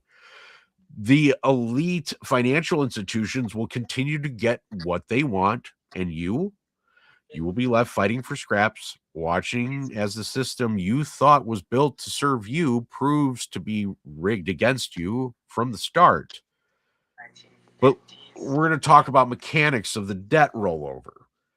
It's not as simple as paying off the debt with cash. That would be nice, wouldn't it? Instead of the U.S. rolls over this debt by issuing new bonds at today's higher rates, around 4 to 5%, to pay off the old bonds issued at 0 to 2%. The new bonds carry dramatically higher interest expenses, which means more taxpayer dollars will be sucked up by this process, and the fiscal deficit will grow. And let's not forget, that's just the beginning. The refinancing process doesn't just cost us more, it also floods the market with a ton of new treasury supply, competing for capital that would have otherwise flowed into riskier assets like stocks, corporate bonds, and even Bitcoin. And don't think for the world's debt holders are just going to swallow this new supply without demanding higher yields. When demands fall short, yields will rise. And when yields rise, bond prices fall. And when bond prices fall, banks and investors are left with unrealized losses that impact every part of the economy. That's right. The higher interest rates, the rising yields don't just sit there. They have a cascading effect as more treasuries flood the market and the price of bonds fall. This pressure on bonds extends through the banking system into the broader economy. And it's not just about Wall Street anymore. This affects everyone from your local bank to the global liquidity system. Retail investors will feel the squeeze when their retirement portfolios lose value. Their mortgages become more expensive and borrowing costs hit small businesses hard. Here's the most telling part. This doesn't stop with treasuries. When you see high-rated bonds losing value because of rising rates, don't think that's the end of the story. The whole capital market ecosystem gets caught up in the mess. Institutional capital, which was previously flowing onto stocks and other risk assets, is now forced to park itself in safer government paper. As treasuries become the go-to investment, they suck liquidity away from stocks, corporate bonds, real estate, and every other growth-oriented investment. Retail investors will feel it too. When capital gets divided into safe treasuries, it's no longer available for high-growth stocks, tech ventures, or emerging markets. The wealth gap widens, and the markets begin to freeze. Guess who will take the brunt end of this? You, the everyday person. The system has been designed to protect the elites, and we're stuck paying the price. They've made sure that you'll never be able to play the game like they do. And when things go south, they've made it clear they will not pay. You will. And when the whole thing collapses, when the market crashes and we're all left to pick up the pieces, who's going to get blamed? Well, you, the retail trader. You'll be the one who gets blamed for not understanding how the system works. But ask yourself this. Blamed for not understanding how the system works when you're the one being manipulated, when your whole financial future is a game for the elites? Is it really your fault? Absolutely fucking not. They rigged the system. And now when everything falls apart, they'll be the ones to walk away scot-free while you're left with the rubble. They'll point the finger at you, blame you for the crash, but you weren't the one who pulled the strings. The system was designed to keep you out and let the wealthy insiders walk away with the profits. It's not bad luck. It's not by accident. It's by design. So why am I doing this? Why do I keep pushing this message day in, day out? Because someone has to stand up for and tell the truth. Someone has to show the retail trader exactly how the game is played, how it's rigged, and what's really going on behind the scenes. Someone has to expose the corruption for what it is. When the dust settles, when the elites who've been manipulating the system for decades finally get exposed, I want to know that I did my part. I want to be able to look you in the eye and say, I fought for you. I've seen the system firsthand, and the greed, the manipulation, the disregard for people's livelihood. It's all been a game. And the reality is the game is finally coming to an end. But here's the thing. It doesn't have to be too late for you. We can take back control. And it starts with understanding how this system works, how this game is rigged, and who's behind the curtain. You're not powerless. You have the knowledge, the tools, and most importantly, we have each other. Now, here's the ultimate opportunity that will turn everything around. AMC and GME. These two stocks, both battered by market manipulation and debt burdens, are poised to become the biggest retail power play in history. GME's fortress balance sheet and zero debt is the perfect vehicle to eliminate AMC's $4 billion debt instantly, turning it from a cash flow negative company into a profit powerhouse. With GME's strategic cash reserves and AMC's vast empire of theaters, we could see a creation of a new entertainment giant, one that leverages both movie theaters and digital transformation for a massive growth. Together, they could squeeze out short sellers and flip the script on a market that has been rigged against retail investors for far too long. This is your chance to turn the tables. The $12 trillion refinancing wall is going to shake the market to its core. But when it does, retail investors can capitalize. AMC's debt is about to disappear. GME's cash hoard is ready to turn these two companies into something much greater than they've ever been. And when these two companies unite, it's going to send shockwaves through the markets, and the elites won't know what hit them. We're not helpless. We're not powerless. We have the knowledge, the tools, and we have each other. The fight is ours, and we will win. The system is rigged, but that's exactly why we're going to beat it. When the time comes, when we finally take back control, remember this. The system was designed to keep you from winning, but it doesn't have to stay that way. We can fight back. We can take back what's ours. And when we do, it won't just be for us. It will be for every single person who's been hurt by the system. It will be for everyone who's been lied to, manipulated, and thrown under the bus by the very system that was supposed to protect them.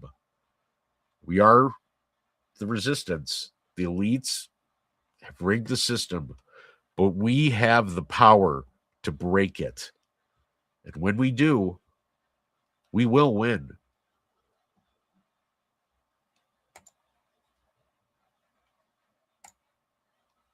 And with that, I have a new Joker ape for you guys, if I could ever get there. There we go. I have a new Joker ape for you. I really like his new, how do I put this, like facial expressions for some odd reason. I think they're the coolest thing that this new program is doing. So, as always, Matt, Chaotic, thank you for joining me. Guys, I'm happy that you guys wanted to learn. I hope that you guys did learn, and I think you guys now understand how the timeline works, how this kind of falls together. And I will take this, I will put it into an article so that you guys have it, so you can read again if you guys want to. If there's anything that you need from me, as always, just write me a DM. I will answer your question. It may take me a minute, but I will get there. And with that, I leave you all with Joker Ape. Peace, y'all. I gotta get out of this first. Because this isn't going to be a problem moving forward because we're going to be doing things a different way next time. But with that, now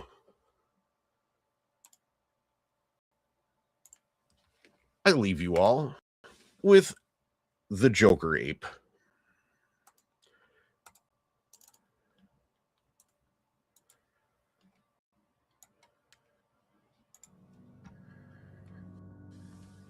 Pain is coming for you. Life is coming for you.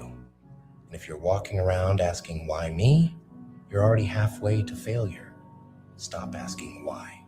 You've got to stand up and say, try me. Because that's the attitude that breeds resilience, that breaks limits and crushes doubts. Every time you want to quit, every time you feel like backing down, that's the moment you have to lean in. Pain isn't there to stop you. It's there to reveal what you're made of. When it hits, and it will hit hard, that's when you say, bring it on. Yeah, it hurts. Yeah, it's hard.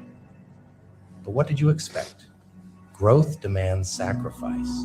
You want to be stronger? Get comfortable with being uncomfortable. Stop complaining about what's tough and start owning it. Pain is a test, and most people run from it. But you look it dead in the eyes and say, I'm not here to lose. Every time life says you can't handle this, every time it throws another challenge your way, I want you to say, try me. Show me what you've got. Life. Test my limits. Because guess what? I'll take everything you throw and I'll keep going. Every time you think, I can't do this, you're feeding weakness. But when you say, try me, you're feeding strength. You're showing the world you're not like the rest. The people around you, they might break, they might give up, but not you. You're here to be something greater. So stop looking for an exit. Stop looking for comfort. When pain knocks, you answer the door and invite it in. So the next time you feel like crying, like giving up, like letting someone else take the hit, you say, not today, not ever, because you don't fear pain, you welcome it. When you walk through life ready for pain, ready for struggle, something inside you shifts. You become untouchable. Because most people, they spend their days avoiding discomfort, hiding from anything that threatens to test them. But not you. You're on a different level. You're training yourself for the moments that would break anyone else. Here's the truth. Pain is a tool. It's the sharpening stone that's going to make you stronger than you ever imagined. But it only works if you let it. When life tries to break you, that's your chance to rise. When it drags you through hell, you look around and say, hell? This all you got? You learn to love it. Thrive on it because that's where you're reborn.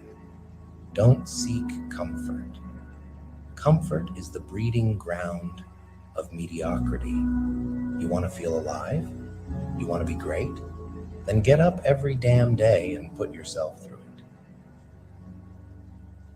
Stop letting your mind convince you that the pain is too much, that you've done enough, that you deserve a break. You want a break? Fine. But don't complain when you're stuck in the same place a year from now, wondering why nothing's changed. Every single setback, every rejection, every failure, you don't run from it. You look it in the eyes and you say, try me. I dare you. Test me, life. Make it harder. Because while everyone else is whining about how unfair it is, how they wish it were easier, you're out there asking for more. You want to be battle-hardened. You want to be tested. You know that pain, sacrifice, and discipline? That's the real currency of success. So when the storms come, and they will come, stand tall, stay calm, and say, bring it on. When the pain is suffocating and you feel like you've got nothing left, dig deep, because there's more in you than you ever thought possible. And on the other side of that pain, that's where your true self is waiting. Not the soft, comfortable version of you, the warrior, the beast. If you're hearing this, then this message is for you. Don't complain. Don't make excuses. Don't waste another second asking, why me? Instead, walk out into that fire, raise your fists, and shout back, try me! Because there's nothing out there that can break a soul that's already been forged in the flames. Pain isn't just part of the journey. Pain is the journey. Most people talk about what they want, dream about it, maybe even write it down. But then the pain shows up and they fold. You're not here to fold. You're here to rewrite what's possible. So I don't care how much it hurts. I don't care how exhausted you are. And I definitely don't care how many times you failed. If you want greatness, you have to earn it. And that means pain is going to be your shadow every damn day. Because here's the truth. Pain is just weakness leaving your body. Every time you feel that burn, every time your lungs are on fire, every time your muscles start shaking, that's weakness giving up its grip on you. You're ripping out the part of you that settles, that accepts less, that gives up. You're clearing it out to make room for the beast you're becoming. So don't you dare back down. Don't you dare turn away from the pain and think for a second that greatness is possible without it. Don't ask for sympathy, ask for challenges. Don't look for shortcuts, look for more road. Because that road, the one filled with obstacles, setbacks, and relentless pain, that's where champions are built. You see, pain doesn't care. It's not there to negotiate. It's there to break you. But that's where you rise up. That's where you say, bring it on. Give me every ounce of struggle, every failure, every sleepless night, every setback. Because every hit, every ounce of suffering, that's fuel. And you use it to light a fire so fierce that nobody, and I mean nobody, will ever question your commitment again. Think about it. Everyone wants success, but they're only willing to go halfway. They tap out when it gets hard. Not you. You take the pain and you transform it. You weaponize it. Every time you want to quit, every time you feel sorry for yourself, every time you start to think about what's fair or what you deserve, I want you to remember this. You get what you're willing to suffer for. That's it. So here's my challenge. Embrace the pain. Dive into the struggle and make no excuses. Stop looking for the way out and start looking for the way through. Because when you're out there, drenched in sweat, beaten down and pushed to the edge, that's when you're most alive. That's when you're finding out who you really are. This journey isn't for the faint-hearted. It's for those who are willing to bleed for greatness. So the next time you think of backing down, you stare that pain in the face and say, try me. Because if you can conquer that, there's nothing on this earth that can break you. This is your life. So take control, make it hurt, make it count, and make damn sure that when you look back, you know you gave everything.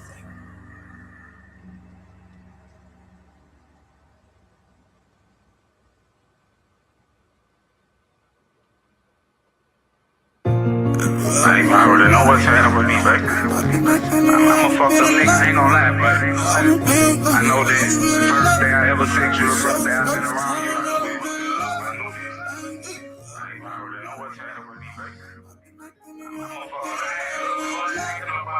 I know how I feel. You know what I'm saying? I'm always on the line. That's why motherfuckers like them, baby.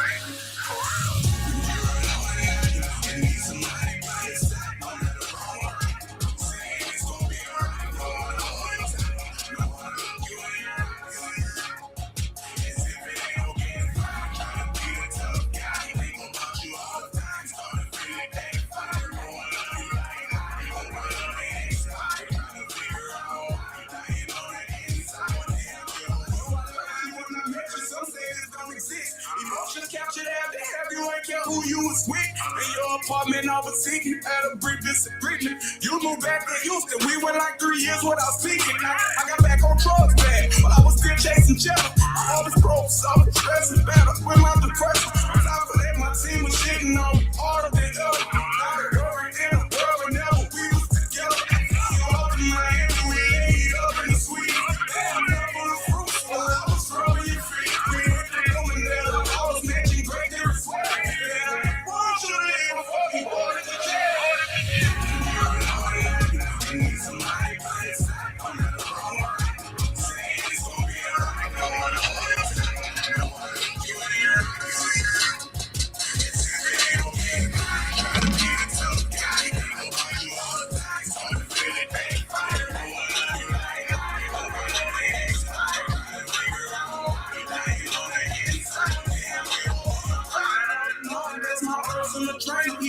Because of you, I'm not treated like a big booty shell down. Can't work with me and your sister. Let's go like that. The whole love, you still my little sister.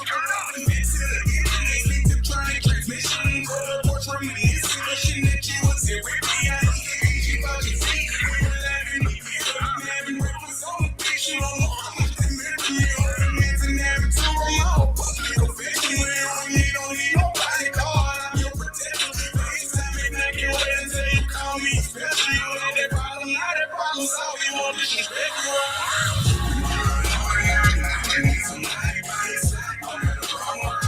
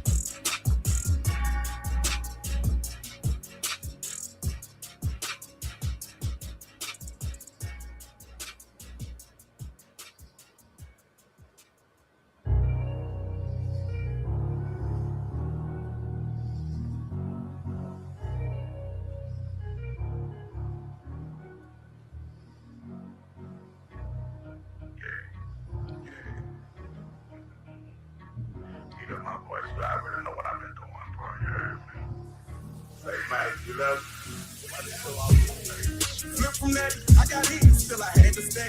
The money came, still wasn't sunny for me after that. My heart got strained, wanted to blow my brain. Matter of fact, I gave the wrong niggas my love, shot me had the bag. Flip from that, I got in, still I had to stay. The money came, still wasn't sunny for me after that. My heart got strained, I wanted to blow my brains. As a matter of fact, I gave the wrong niggas my love, shot me had my bad flight. I looked up to my cousin, the world been cold, my heart been taken. I got somebody who love me. Been Port Allen and Jeff, be pouring brine in the bed. Kept the side of diamond side, I wasn't right in the head. I lied to you with what I said, I shot myself in the head. Doing drugs, easy pain, I hate to get out of bed. Even ran off on my daughter, I admit I was scared. I know I could've gave an order, I was better off dead.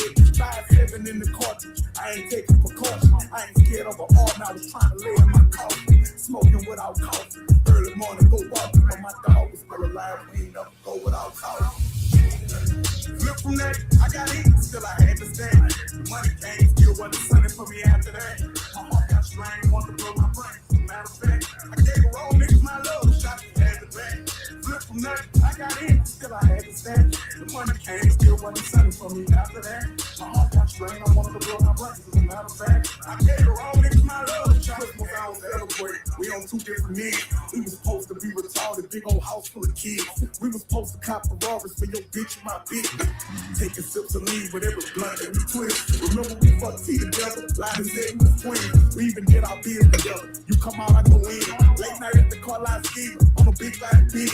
I'da fuck my wife with you. That's just how the shit is. Niggas in my ear been telling me on you they gon' spin. Although you come there, I still love you. Don't know how to pretend. Like the thunder will it cave, just touch on the skin. Take my pain out on her pussy. Fuck with a key. I got it till I had to stay. Money came, you wasn't running for me after that. My heart got strained, on the brain. I got it till I had to stay. Money came, you wasn't running for me after that. My heart got strained, I wanted to blow my brain. Matter of fact, I gave her all this my love, shot it had the back. I got it till I had to stay. Money came, you wasn't running for me after that. My heart got strained, I wanted to blow my brain. Matter of fact, I gave her all this my love, shot it had the back. You thought it was over? The chaos never ends in the AMC. Facts or not, it doesn't matter. We'll find you. We'll be waiting for you. The AMC Ape Cage is always open for business.